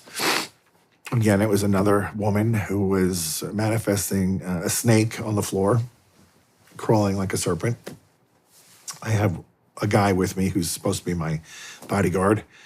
And I Are the bodyguards other priests? No, they can be, but in this case, it wasn't. Okay. This was another Spanish person who didn't speak English, so I needed a translator as well. So I had this gentleman from the Spanish community who he's a good guy. And at one point, as I'm doing my prayers and she's slithering across the floor, her head flies back like that, and she's staring at me, and she's sort of got like the snake eyes, which are like, I think, vertical instead of like ours are this way, and there's slits, and they're yellow. And I just kind of looked at her, and I immediately thought, this isn't good. Something is happening. And she flew off the floor without using her hands and her feet, and was immediately in front of me and grabbed my stole. So I have a stole on, which is a piece of fabric that goes around my neck, and she starts choking me. And she's not a big girl. She's like maybe 120 pounds, but she has a grip that I can't break. So I start looking over to him, and I'm like, come on. And he looks at me, he's like, no. And I'm like, are you kidding me? This is your one job. And he's like, I'm not coming in. So I just then focused, and I said, in the name of Jesus, stop. And she fell back on the floor and went back to her slithering. And I backed up a few feet and continued. But that's the one and only time I've been physically attacked. How much fear do you feel when you're doing these? None, because my attitude is, if God is giving me this ministry to help his people, he's going to show up. And why would he allow them to hurt me unless it's for my own education and learning? Like, sometimes you learn by mistake. So like that case, like, I don't know what I did wrong. I think I didn't vet the guy in the room with me enough. Maybe the Lord was trying to tell me, you got to pick these people a little more careful. I don't know. I'm friends with a priest who had 2 300-pound men in the room with him. And again, it was a woman. And she reached over and with one hand lifted one of the guys between his legs and threw him 10 yards with one hand, 300 pounds. Wow. Yeah, think about that. So it's not the person's strength. It's clearly supernatural. When you get called to perform an exorcism, I mean, how does it happen? That's a great question. Like a 911 because call, right? when I first started, I kind of had such a pity for these people, such a sorrow for what they're going through, that I would drop everything and just, that became, come today, we'll help you. Now, having said that, we never do exorcisms at night in the middle of the woods at somebody's home, which is like what the movies would have you think. Mm-hmm. It's in the church, usually in the chapel, at my discretion and during the day when there's daylight. We're going to tip the scale in my favor, my territory. But what I was doing was I was getting so caught up in these cases, and they were just coming in faster and faster. And I was just spinning my wheels. So I eventually talked to my mentor, and he goes, oh, no. He's going to wear you out just by sending you fake cases and cases that aren't even real, and people that are just there to just tie your time up and make you a big bag of exhaustion. Get on a process. So the process is somebody makes contact with me saying, I think I have a possessed person, or I am a possessed person. I say, okay, give me your email. I'm going to send you a spiritual intake form. Complete it and send it back to me. Step 1. Now, sometimes the person is in such a state they can't do that. And I'm fine. Let your mother do it. Let your brother do it. Let somebody in your family do it. Then I look at it and I put them on a prayer protocol.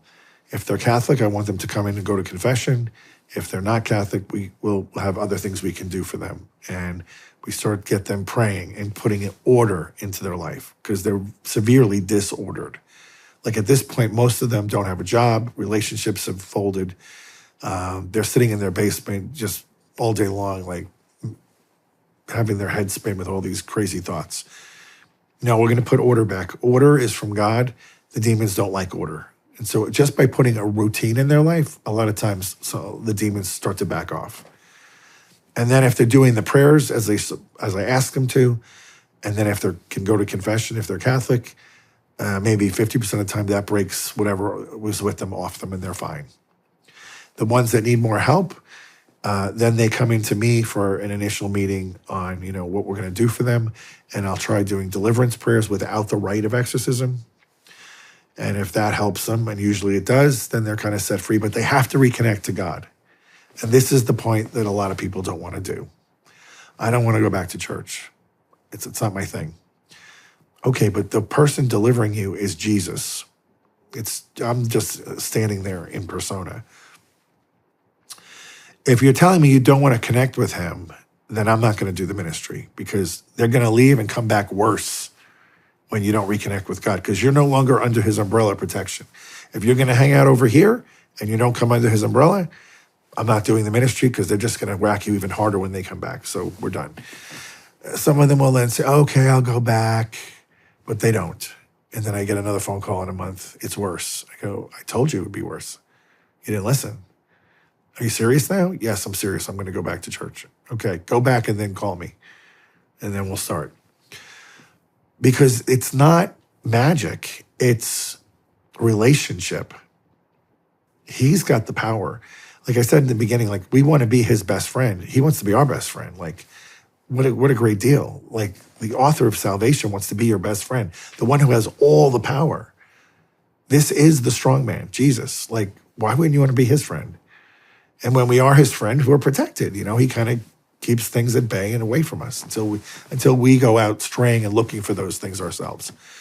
So that's a hard thing for people to understand. I had a woman who was so physically crippled by these spirits. She was hunched over like an old lady. She said, I'm not ready to go back to church. Like, all right, good luck. Call me when you're ready. Another 6 months she calls. She's practically, can't even move. She's so debilitated. So me and another exorcist went with me to her home. Since I already had met with her, I kind of knew she had a real problem. We brought a witness with us as well, a woman. It's always a woman if it's a woman who needs help. And I do the prayers, and she's completely set free. And she stands up, and she's fully erect as a normal person. She's not hunched over anymore. Her countenance is back. Like, she looks like she's peaceful, happy, smiling. Her eyes are bright. Like, it's a different person.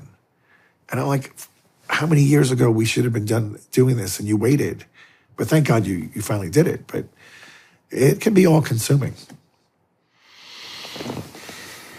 Yeah, it sounds like it. I mean, how do you determine if it's a possession or if it's a mental health issue?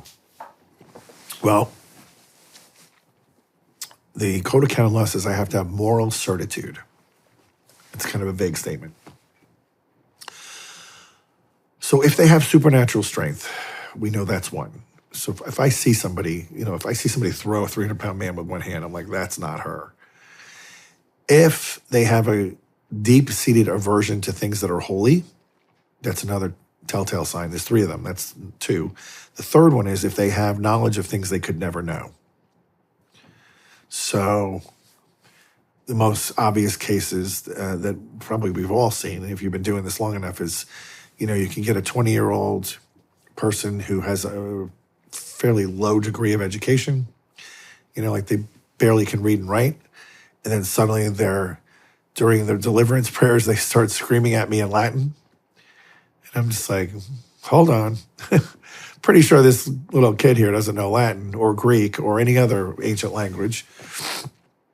So those would be big signs. For me personally, so like in my break room, the big water jugs, like I don't know how many gallons they are, 20, 30-gallon jugs. The water that I drink is holy water. So I make that holy water. It has the exorcism salt in it. So on the first time I meet an alleged victim, I bring them into the break room and I say, hey, it's hot outside. I'm going to get up some water. You want some water? They almost always say yes, because people are basically polite, even if they're afflicted, and they go to drink the water. If they immediately have a reaction to that water, I know this is real, because the person had no idea that was holy water. Probably wouldn't even know what holy water is half the time, because they're usually not Catholic. I had a girl take one sip and she passed out and fell down on the floor completely. I said, okay, Bingo, we got one. Wow. So you can do things like this. I also will also keep a pyx in my pocket. It's a little gold, I don't know what you call it. It's a little case made out of gold. And we put the Blessed Sacrament in there when we go to see the sick.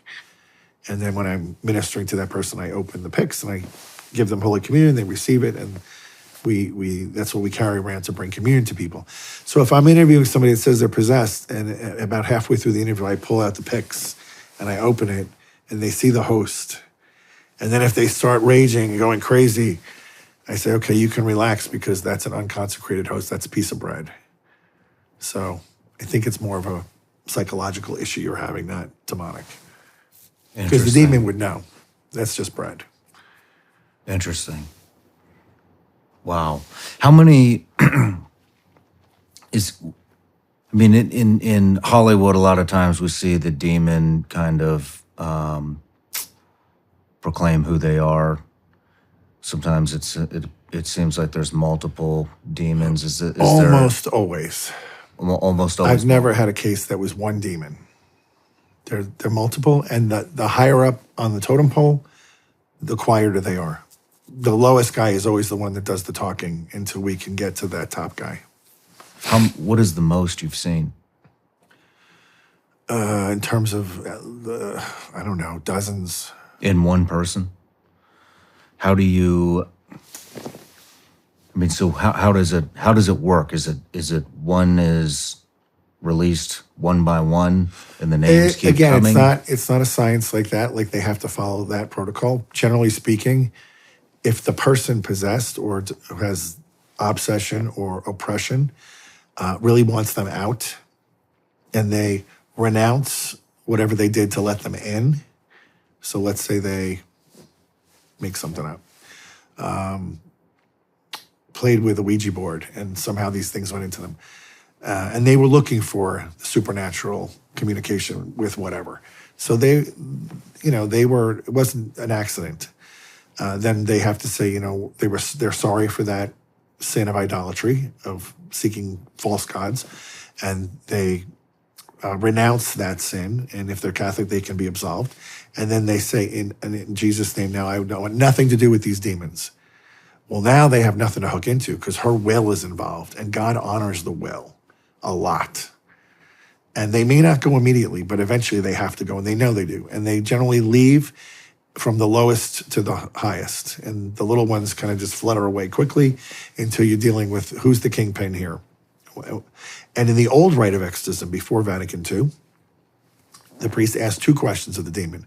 What is your name? Under penalty of Jesus Christ, tell me your name.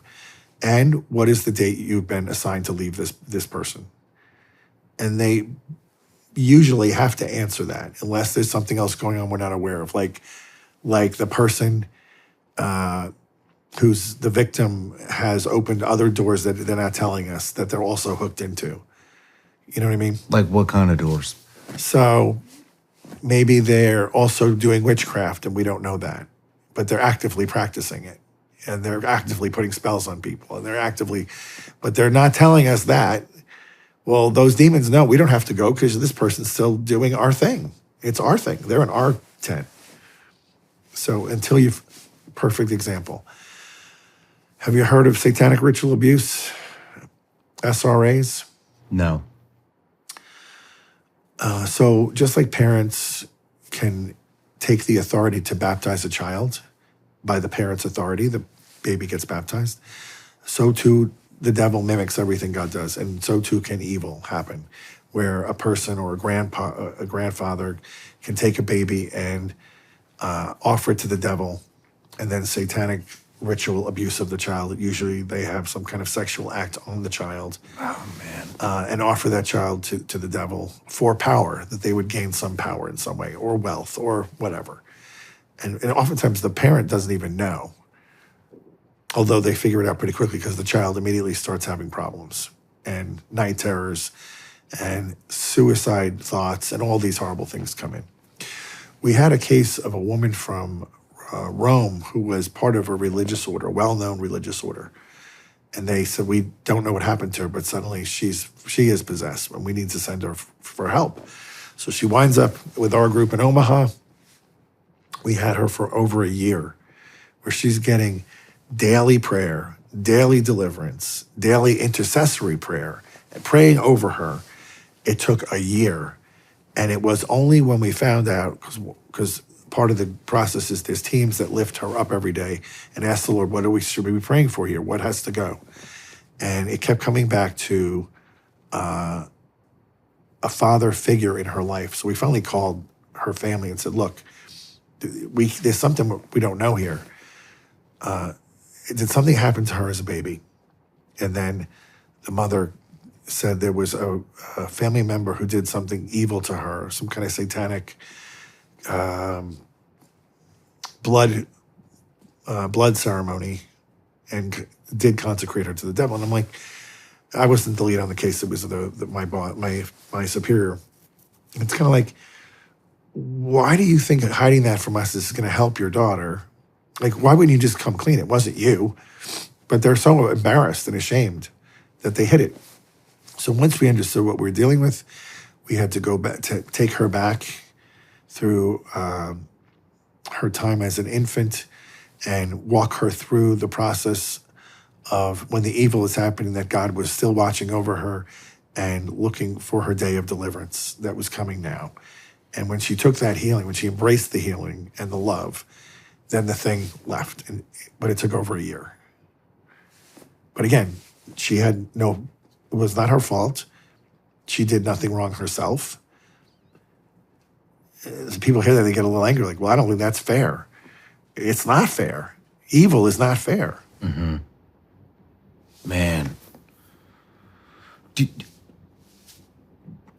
When they proclaim their name, when the demon proclaims its name, does that ever mean anything to you? Oddly, the new rite doesn't have it in it. They don't want us questioning the devil at all. But we can still use the old rite. So on occasion, I just did a big exorcism up in Chicago of 2 years that's been going on in this case. 2 years? 2 years.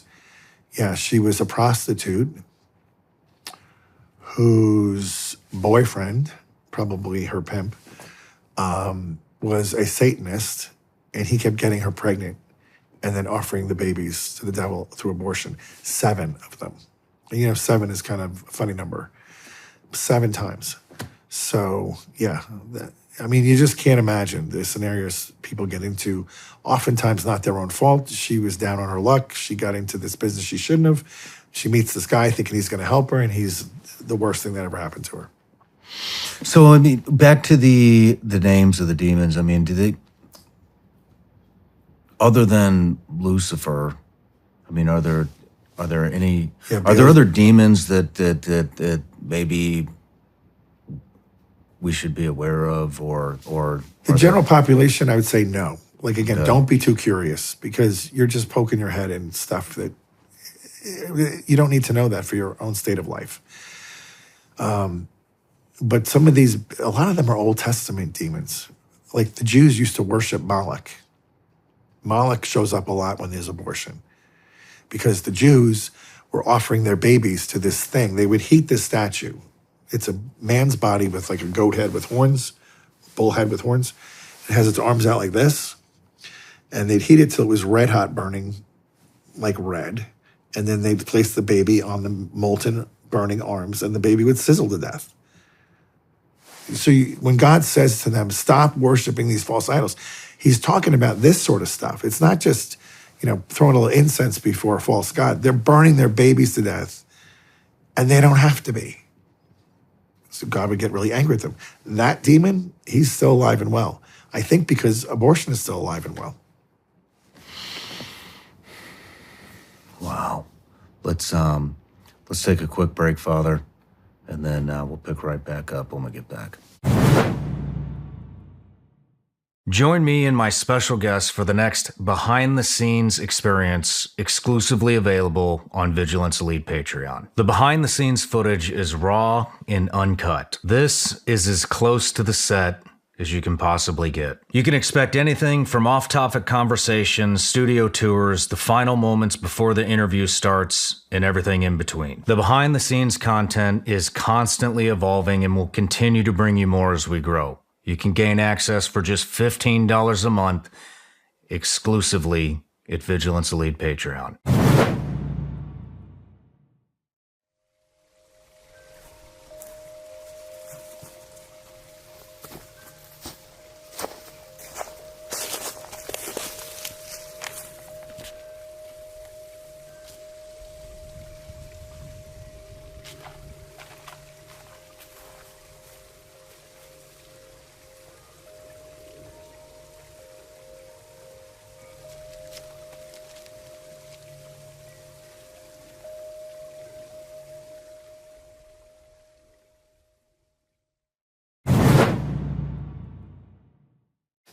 All right, Father, we're back from the break, and before we started the podcast, I was talking to you about the firearm that I gave you, and you had mentioned that was your first firearm, and that it sounded like you were basically saying you're not overly concerned with your own safety, and that you were looking forward to the afterlife. Correct. In short. Mm-hmm. And so I just wanted to give you the room to kind of expound upon that.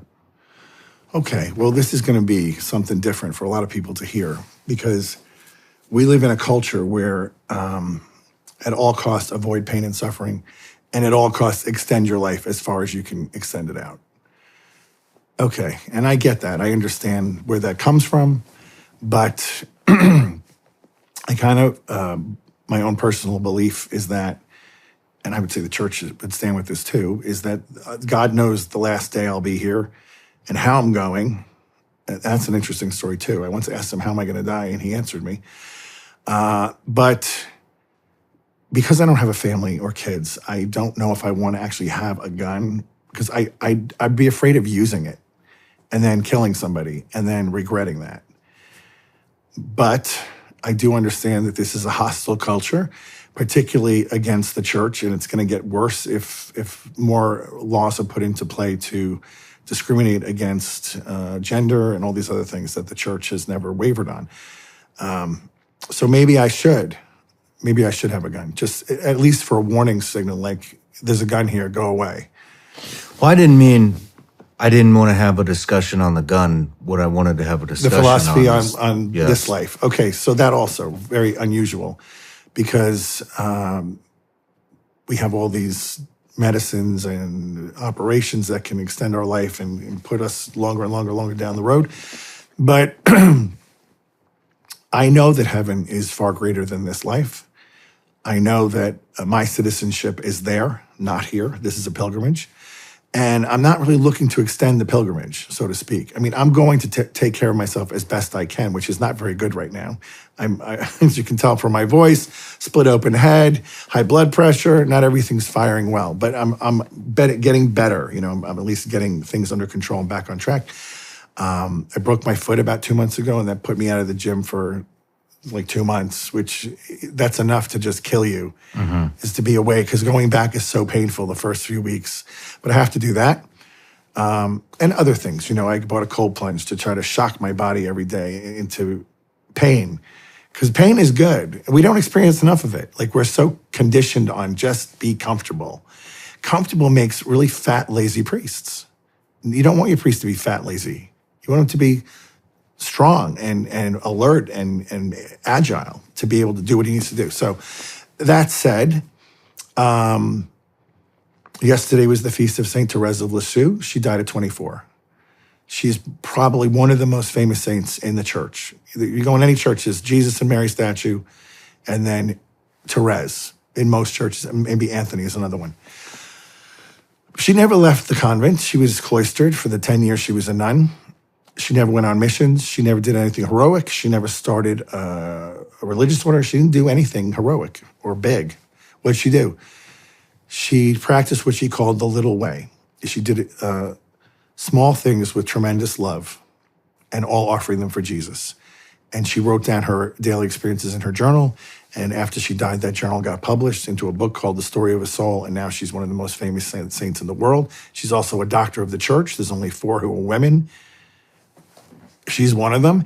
And she's the patron saint of missionaries because she always wanted to be missioned out to China. Of course, she never went. But in the providence of the church, she is named as the patron saint of missionaries, even though she never left the 4 walls of her cloister. So God accomplished what he had to do with her in 24 years. And before she died, she said the Lord made it clear to her that her real work would begin in heaven, where she would have a profound role in the church from heaven. And if you've ever prayed a novena to St. Therese, on the 9th day of that novena, miraculously, almost always, a rose shows up because she's called the little flower. And people get a rose in some way, shape, or form, or they smell roses in their home, and there's no rose in the home. Like, she's letting people know, I'm still working hard for your salvation. Even though Jesus did the heavy lifting, we still have to choose every day. Are we going to choose God today, or are we going to choose to go away from God today? And I'm always telling people, in every decision we make in life, you have to have on the horizon, heaven is the goal. Because you could amass vast amounts of money and power and success in this life if you really put your nose to the ground and do the hard work. And you could come out, $350 million at the end of life. But if you don't get to heaven, you're a loser, like a big loser, the biggest. There's no other. That's the only thing you have to get right. You can get everything else wrong, but if you get to heaven, you're a winner. And I think a lot of the problems come in when people become too rich and famous. This is, Jesus said in the scriptures about it's harder for a rich man to enter heaven than going through the camel through the eye of a needle.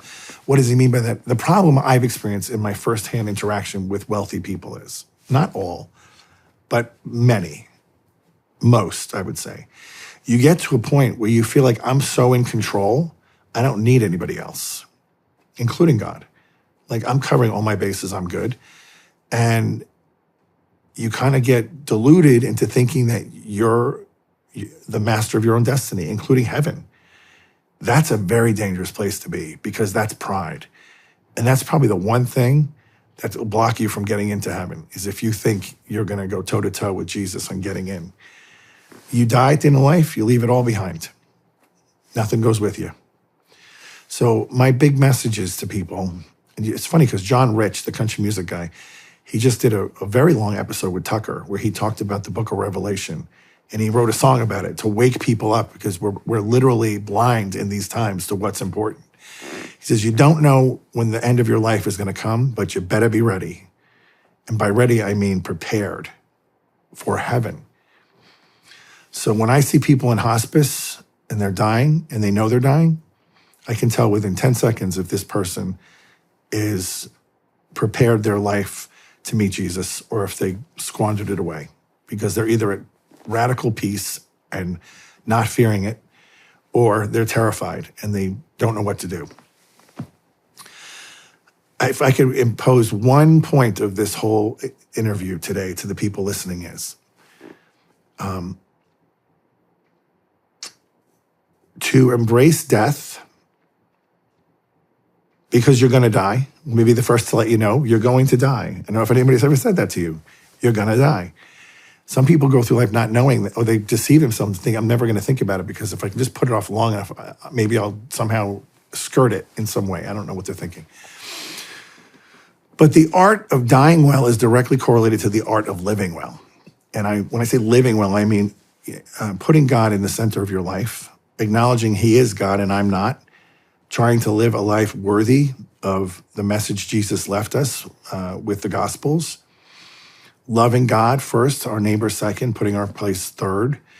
And when people do that, that creates a lifestyle that's not focused on me. It's focused on God and others. And that's what creates holiness, and that's what creates virtue. And at the end of life, that creates a person that's ready to die and open to heaven and wanting heaven. And I even tell people, tell God, you want to be a saint. Say it out loud. I want to be a saint. I think there's a power to the audible with regard to, particularly with scriptures. And I'm talking about directly to God, not into the universe and the secret and all that nonsense. And then, look at some people. We have the saints as models of people who've been victorious. That's why we don't adore the saints. We venerate them. We say, good job, well done, you did it. And now help us get there too.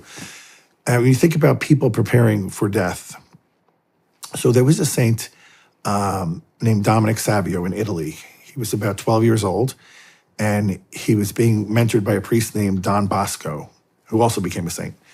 And Don was mentoring these young men on a life of virtue because a lot of them had bad lives and they weren't practicing the good Christian way, you could say. So one day he stopped them. They were playing soccer, football in Italy. And he said, if Jesus appeared to you and said you had 1 hour to live, what would you do with your life in that last hour?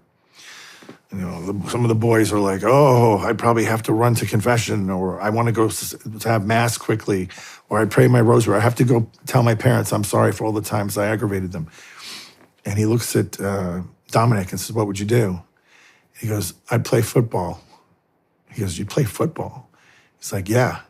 I've already been to mass. I've already prayed my rosary. I've forgiven everybody I need to forgive. I have no one to ask forgiveness of. I'm good. I'm playing football.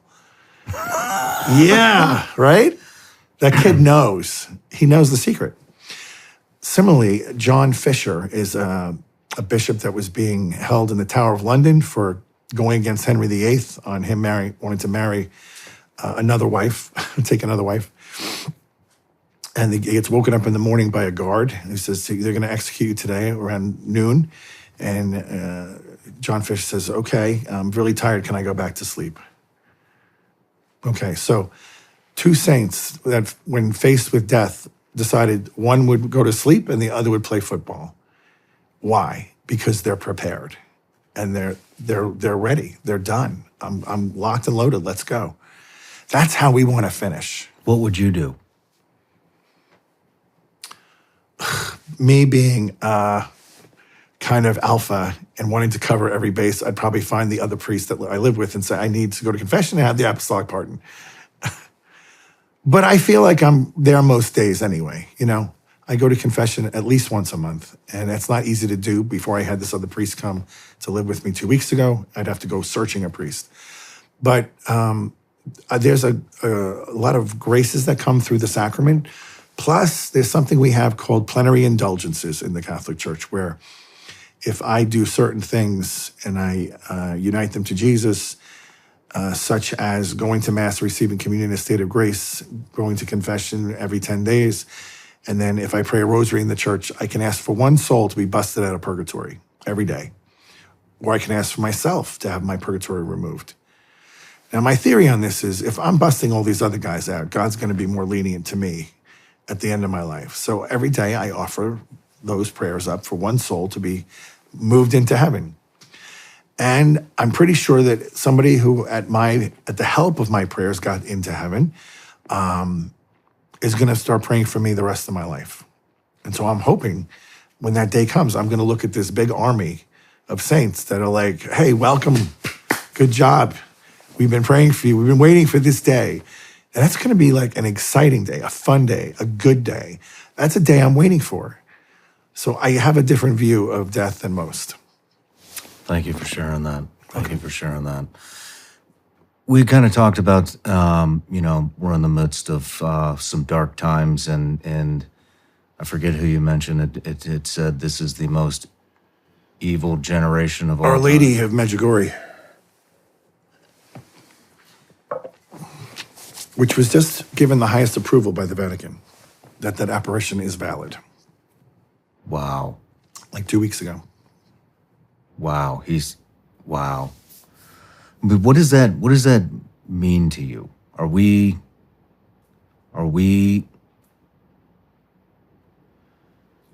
in the end times? I think we're in the end of this age of disobedience. I don't think it's the end of the world, because I'm pretty sure in Revelation it talks about 1,000-year peace, and I think we would have noticed that if that happened. I'm pretty sure it didn't happen. And there's theologians that say, oh, it's metaphorical. They don't look for 1,000-year peace. Well, you know what? Were you there when he created everything? No. So it could be true. Maybe there will be an actual 1,000 years of real peace that only can come down from heaven. But in the process, we're living in a very, like you said, it's dark. A lot of the rulers of this world have an allegiance to Satan. And, there's a propensity for destruction, right? And I'm not going to go into all the wars happening, but it's ironic to me. Whenever you look at the Old Testament and the Israelites were being persecuted unjustly, if they didn't create the problem themselves and they were just being, a country comes in to try to take them over, they're always vindicated by the Lord. Always. He crushes the enemy and sets them free and they're fine. Now, when they stray, he sometimes used armies to conquer them, to teach them a lesson. But then over time, they would repent and then they would be put back into their proper place.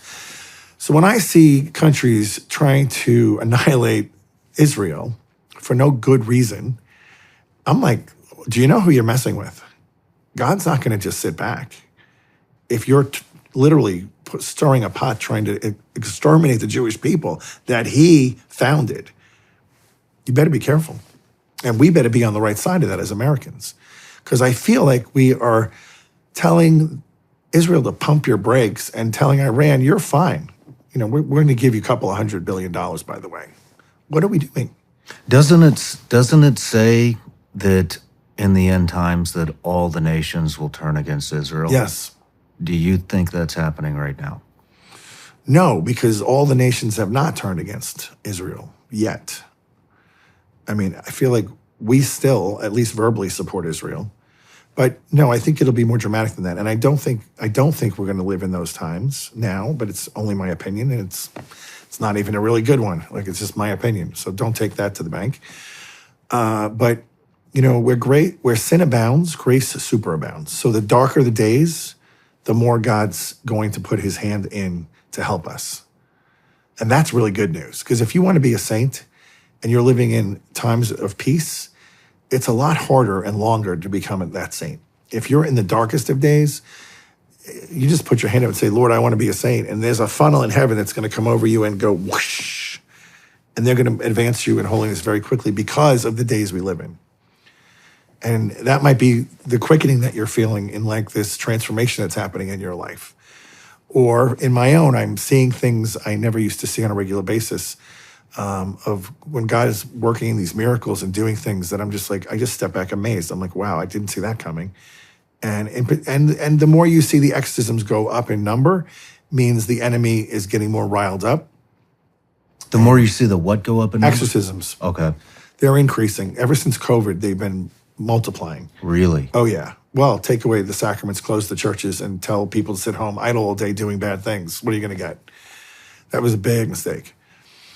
And the cases take longer to get the demons out. So we used to have a lot of them would be one and done. So it's, one session, they're gone. Now it's 2, 3, 4, 5 times, which I have to, put on a calendar, weigh out several weeks between them because I have other things I do. And then the new cases come in and they're piling up. So it's not a good situation. In Italy, they have pop-up exorcism booths. Are you serious? Dead serious. Pop-up exorcism booths. They're seeing an explosion of demonic. I mean, I've recently read the book of Romans, and it's really hard. I'm not going to lie. It's really hard for me to understand what I'm reading. But Paul's not a big fan of punctuation. but it sounded very similar to kind of what we're living into today. Sexuality running rampant, gender confusion. There were a lot of things in there that when I read that, I was like, holy shit, we're talking about modern day here. Are these all signs that something's coming? Well, I mean, there's a lot of signs that the Lord said we could look to. If you go to Revelation or the book of Daniel or even chapters in Matthew, he talks about these end days. But I'm not sure it's all the end of time. But I feel like we're in. So this is, again, my own personal opinion. We had 2,000 years of, before Jesus came, of God tapping the Israelites and making them his people. And that was really, when we read through those scriptures, it's really God the Father who's speaking to them. And then Jesus comes, and we've had 2,000 years of focus on Jesus, rightly so. But we haven't had a period that's focused on the Holy Spirit, who is an equal member of the Trinity. And I feel like this age of the Holy Spirit is coming, when God's going to crush the evil forces that are really derailing mankind in whatever way he wants. He's God, he can do whatever he wants. And then bring forth his Spirit on the planet in a way that would have everybody drawn into this great giant shalom of heaven, this great time of peace and flourishing in God's word. Imagine that. I mean, that'd be like heaven on earth. And that's, I think, that 1,000 years they talk about in the book of Revelation. And that would be amazing, because we've never seen that. I mean, there's pockets of that around the planet. Like this place in Medjugorje, it's so grace-filled there that you can't help but feel joy and peace, and it's out-of-body experience. Why? And I'd go, why does this happen over here?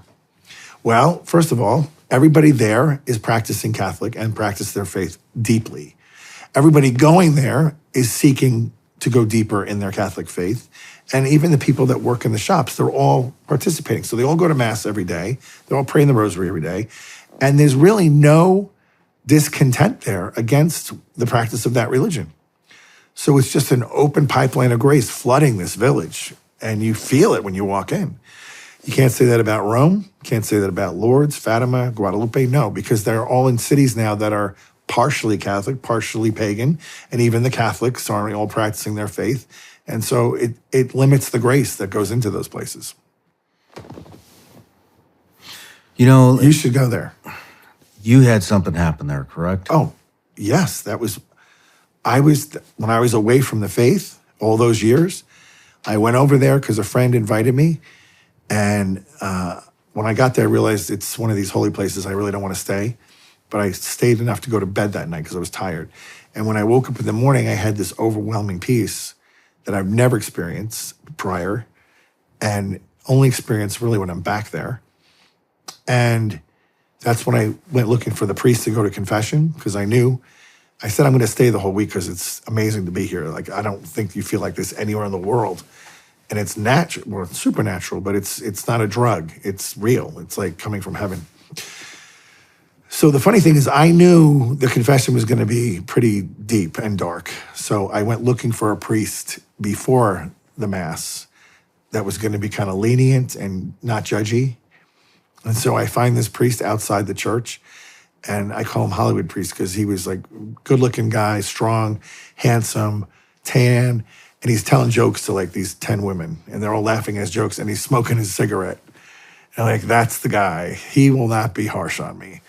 And so I went to confession to him, and you heard the whole story. He absolved me, and then he said, I think you're going to be a priest. And I said, I don't know about that. But anyway, well, lo and behold, fast forward 19 years later, I go back to Medjugorje with a group, and we did an excursion outside of the village that day, about 20 kilometers away to another parish that has a famous statue of Our Lady that we wanted to see. So we went down there.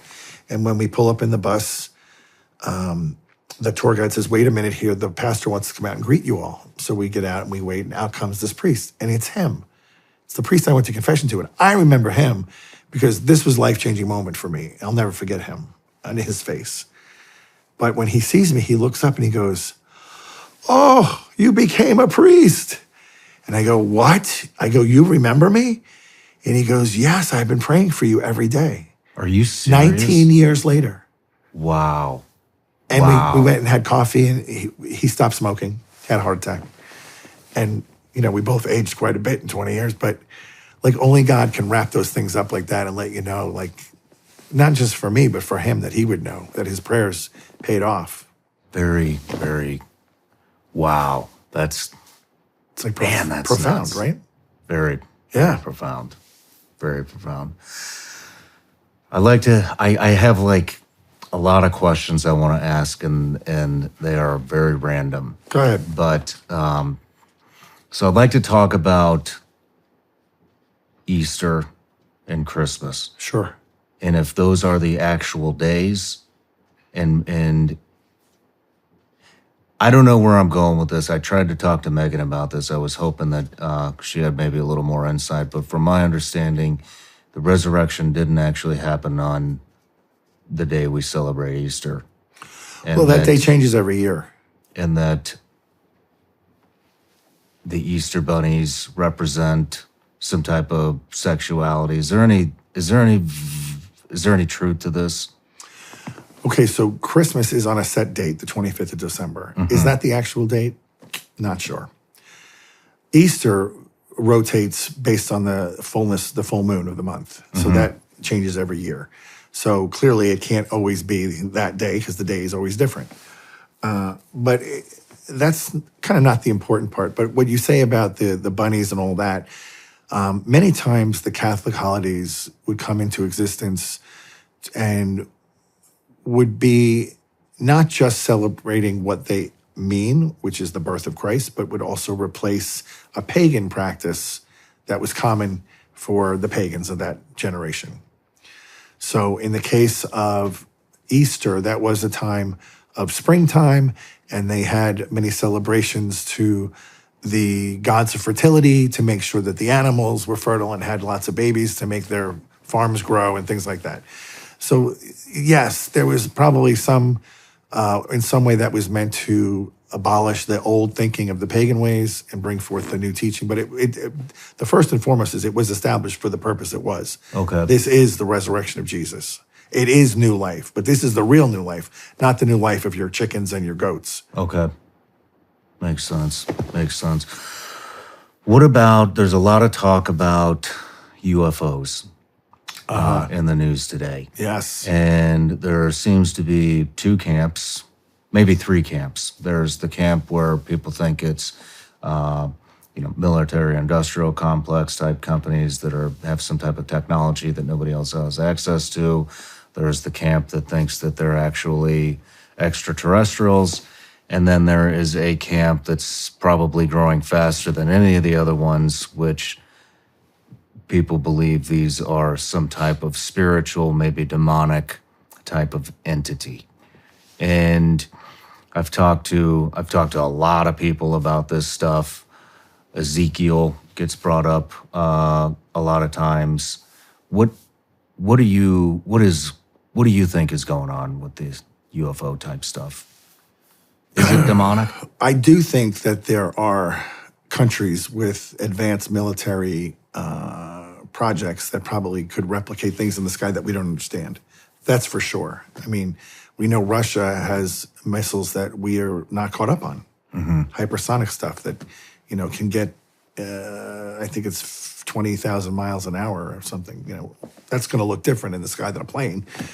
But with regard to extraterrestrial beings, so creatures that have an intelligence and a will, there's not a big argument for that in the Bible. When God created everything, everything means everything. So to have a creature that has an intellect and a will would put them on the level of man, because we're the only ones who have an intellect and a will that are created.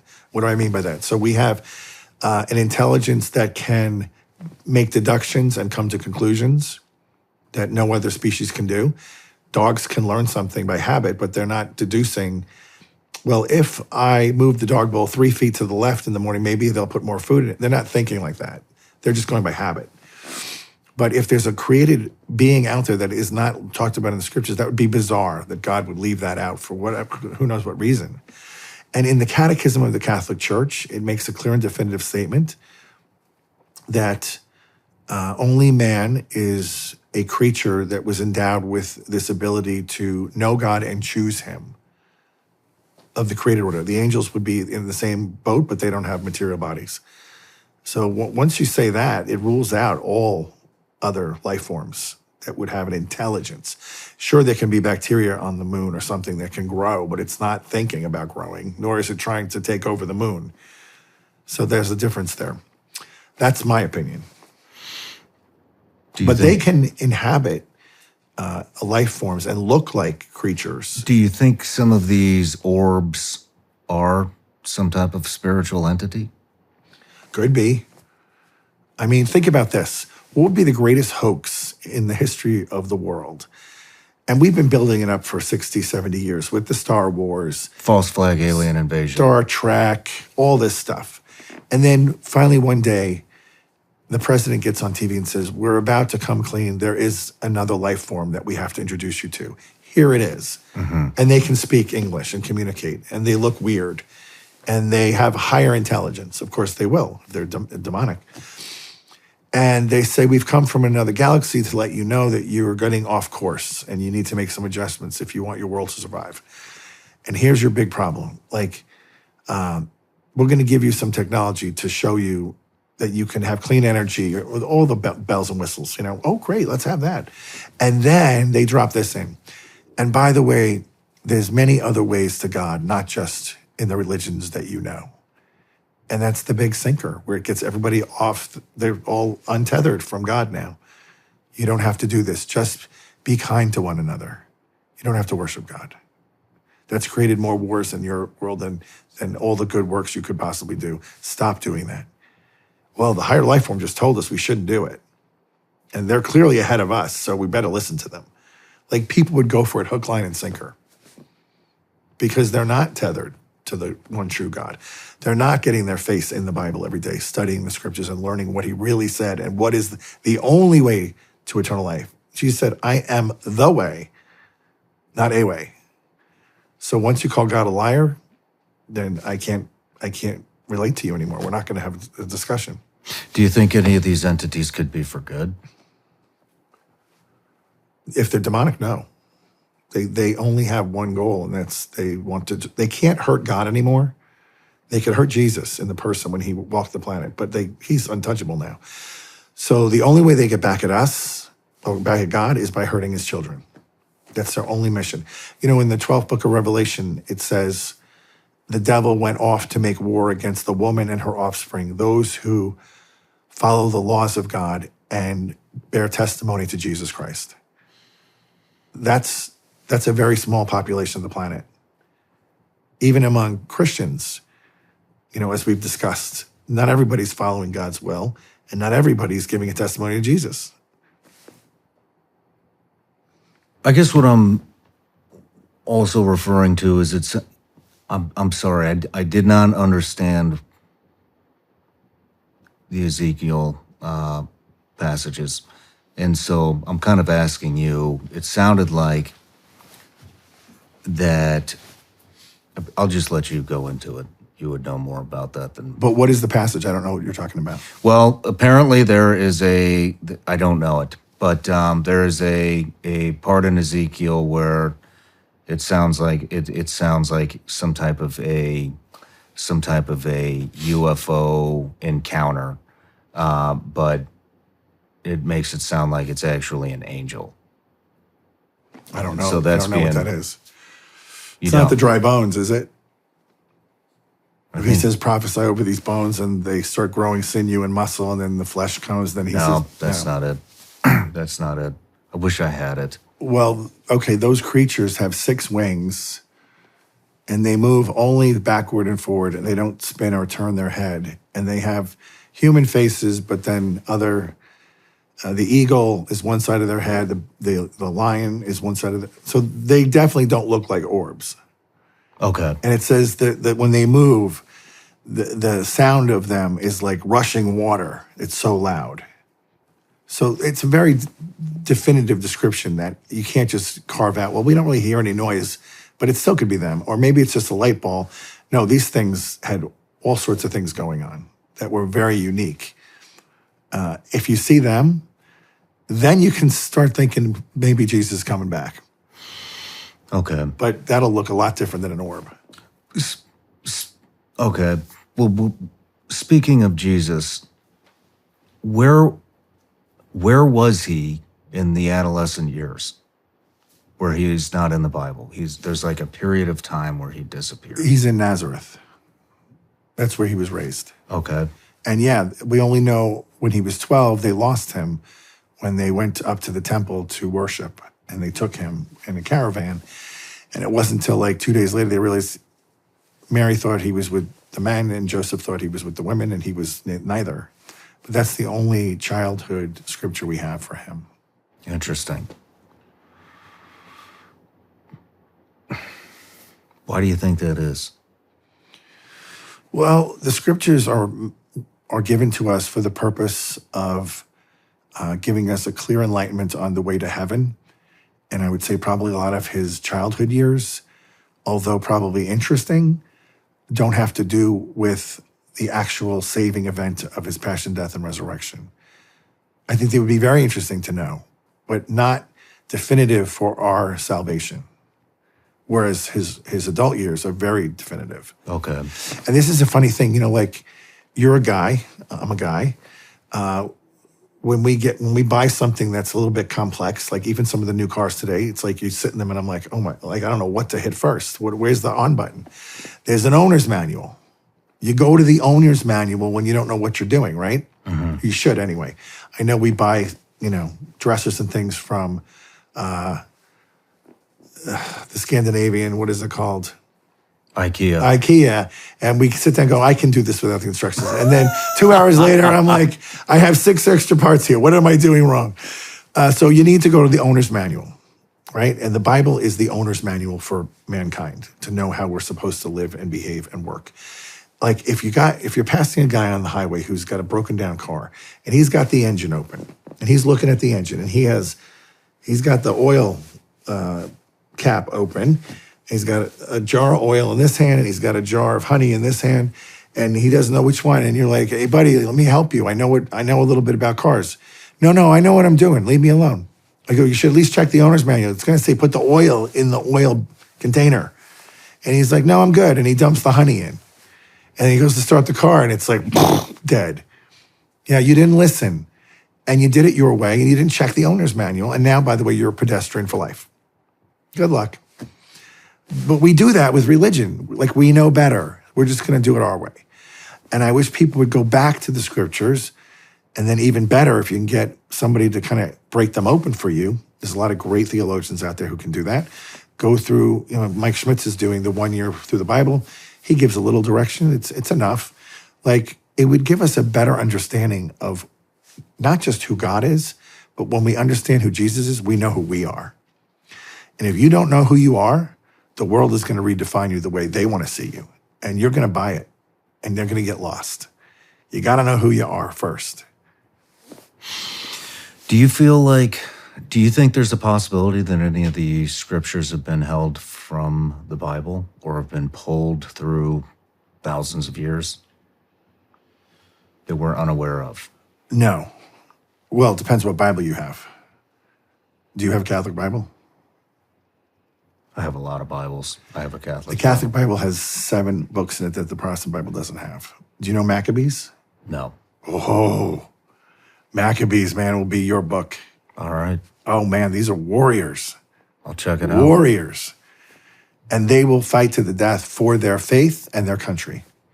There are a lot of people that think that the Bible will become solely digital and that... Terrible problem. And that things will begin to be pulled out of that. And so I know people that are stocking warehouses full of Bibles in preparation. I say it on my radio show at least once a month. Go get yourself a paper Bible printed by a reputable company and also a catechism of the church. Because you don't know what you're looking at when you pull up something on the computer. Is that really what it says? Or is it something that sounds a little bit different than that? Mm-hmm. Or is it gone completely? Mm-hmm. Those days are coming. Are you kidding with AI?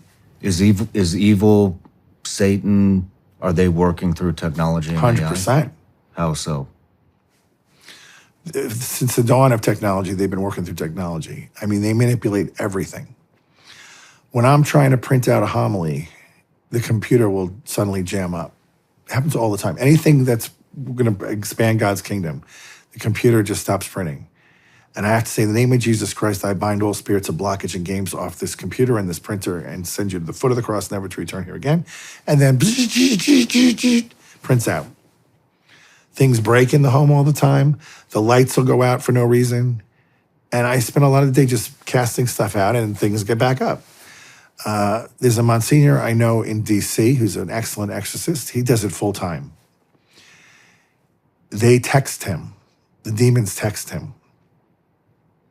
What do they text him? They send blasphemies. They say horrible things about Jesus and Mary. They talk about some of his cases, like this victim is never going to, they're ours forever, you can't have them. And they'll try to call that number on the phone, and it's a non-working number. Wow. Yeah, they do this. So imagine if they're doing that, imagine the field day they could have with AI. We already don't know what's generating it. Yeah. Yeah. It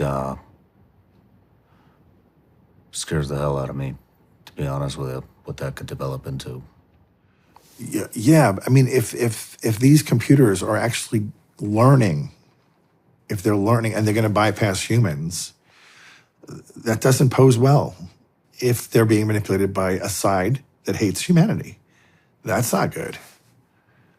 You know, go back to that old movie, War Games.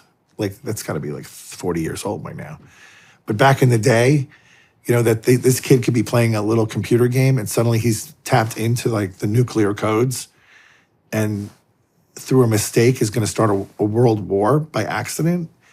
Well, that's, you know, it's a nice story with a, you know, a precocious kid. But now imagine that these computer intelligence can go into anything, including the military, you know, or another country that we don't trust.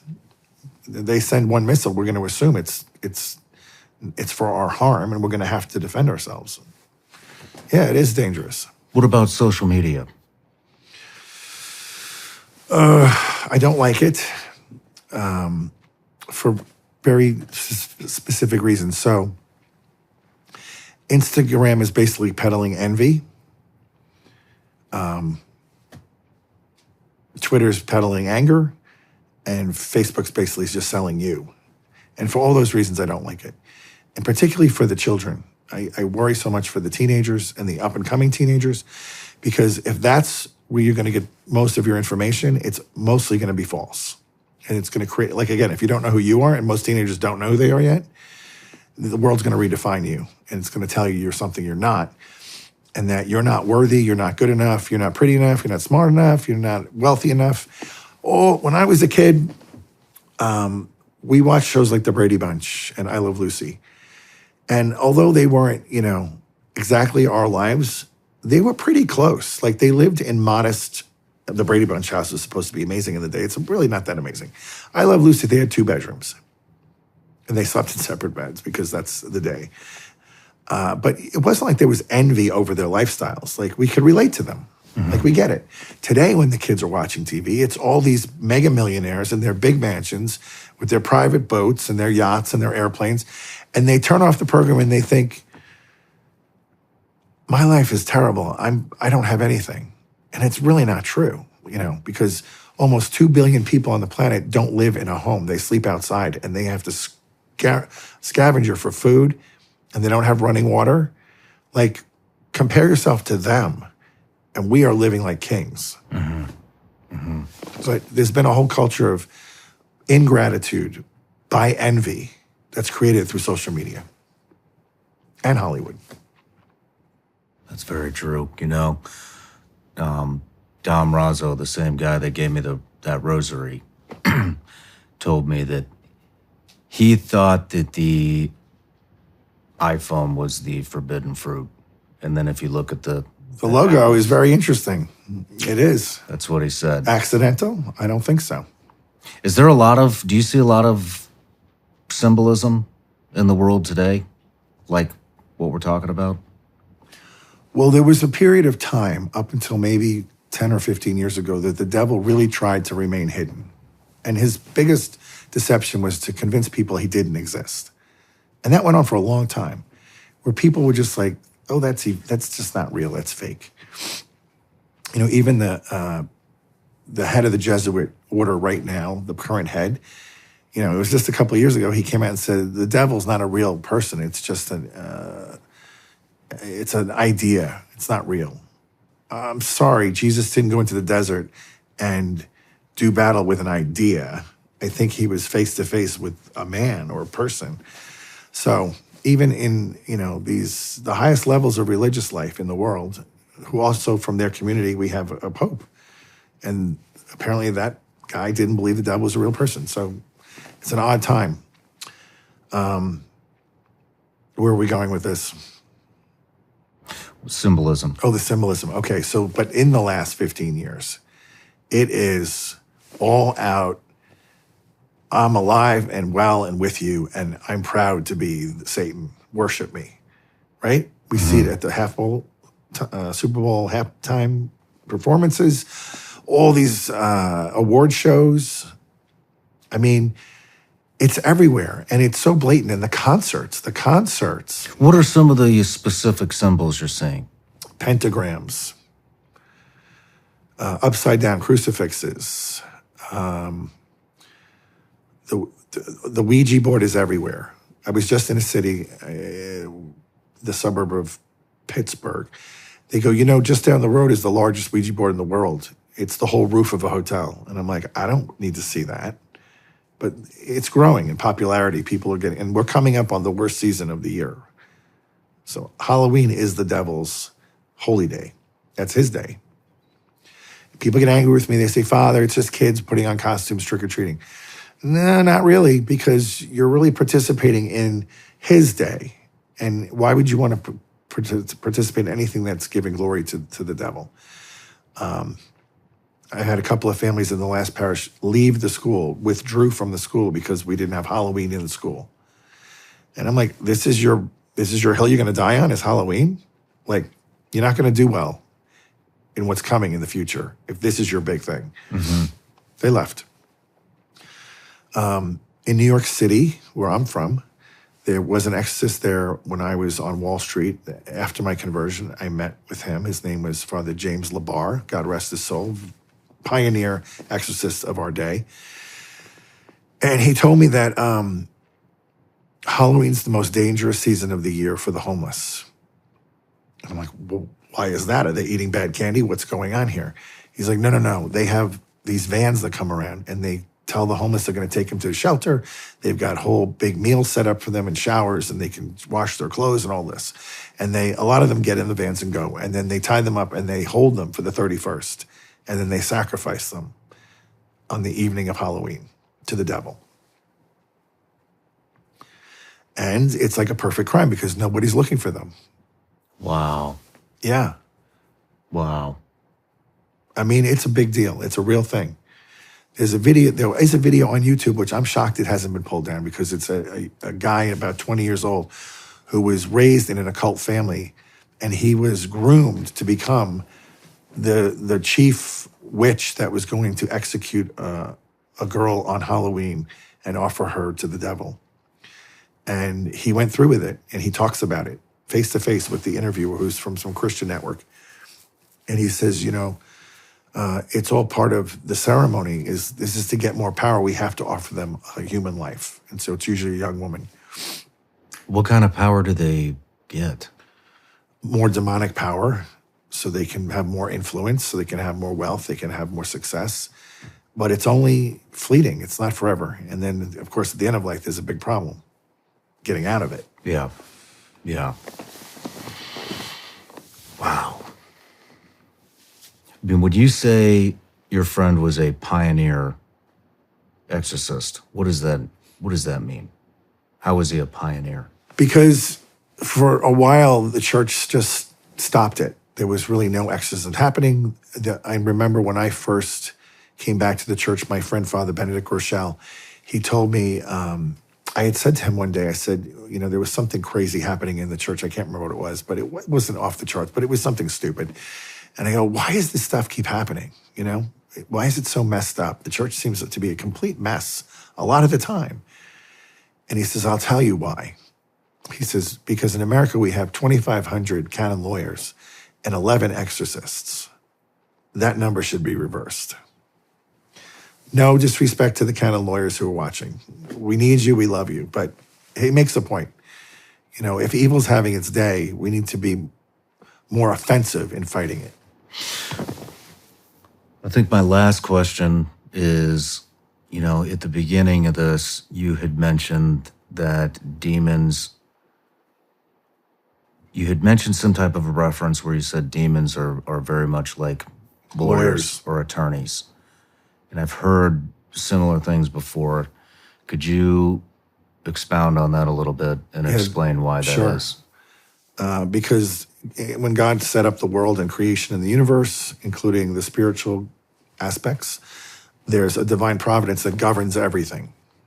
And in as much as we can understand it, and they understand it more because they're smarter than we are, basically, when we live our lives loving and obeying God and his laws, basically we're protected from the supernatural power of the enemy. The natural power is temptation. We're all subject to that through the original sin and through concupiscence that we're all saddled with.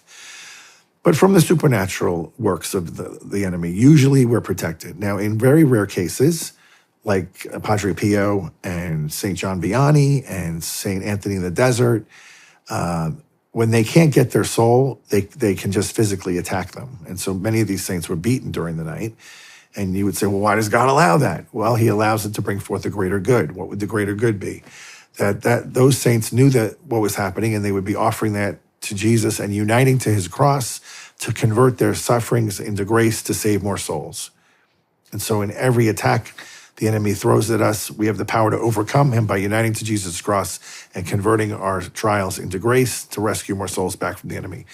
The problem is most people don't do this, and the enemy winds up winning that battle because they don't fight back. In some cases, they use the enemy's tactics to get revenge. But that's a side story. So,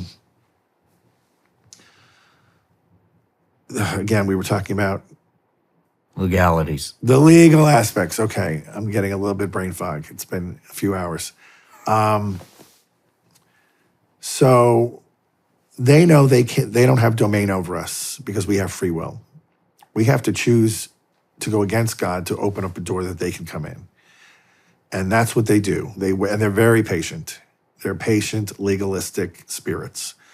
And they just wait and they wait. So they throw out a little mild temptation to open a little bit of crack. And then once they get in there, they throw another temptation to open it wider. And all of a sudden they have, some guy on a rabbit hole in pornography for 3 hours going down this rabbit hole. And then eventually going out and acquiring a hooker for, gratuitous sex. And now they own him. Till he gets free, they own him. And they know their legal limits. The minute he repents and asks for God's absolution and mercy, they kind of have to go. And they know that too. So they kind of keep you away from getting back to God.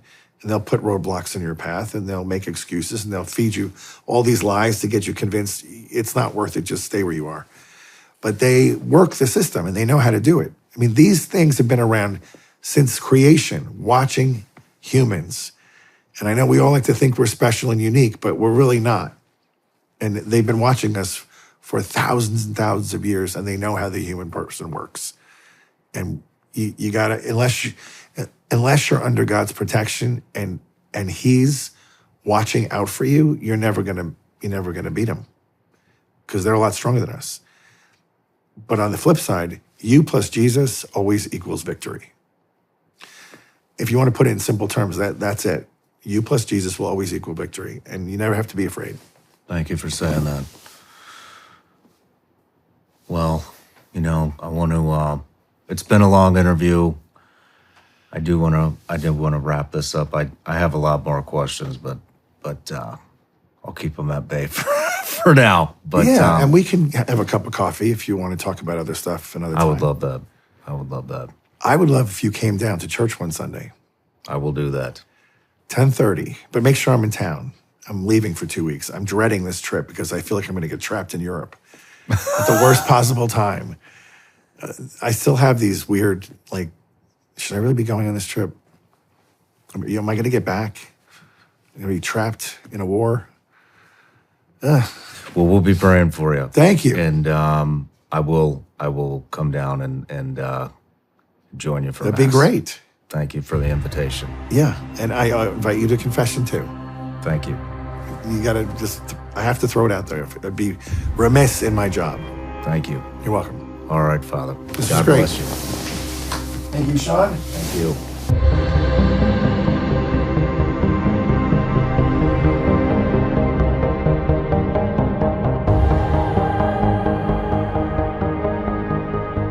No matter where you're watching Shawn Ryan Show from, if you get anything out of this, please like, comment, subscribe, and most importantly, share this everywhere you possibly can. And if you're feeling extra generous, please leave us a review on Apple and Spotify podcasts.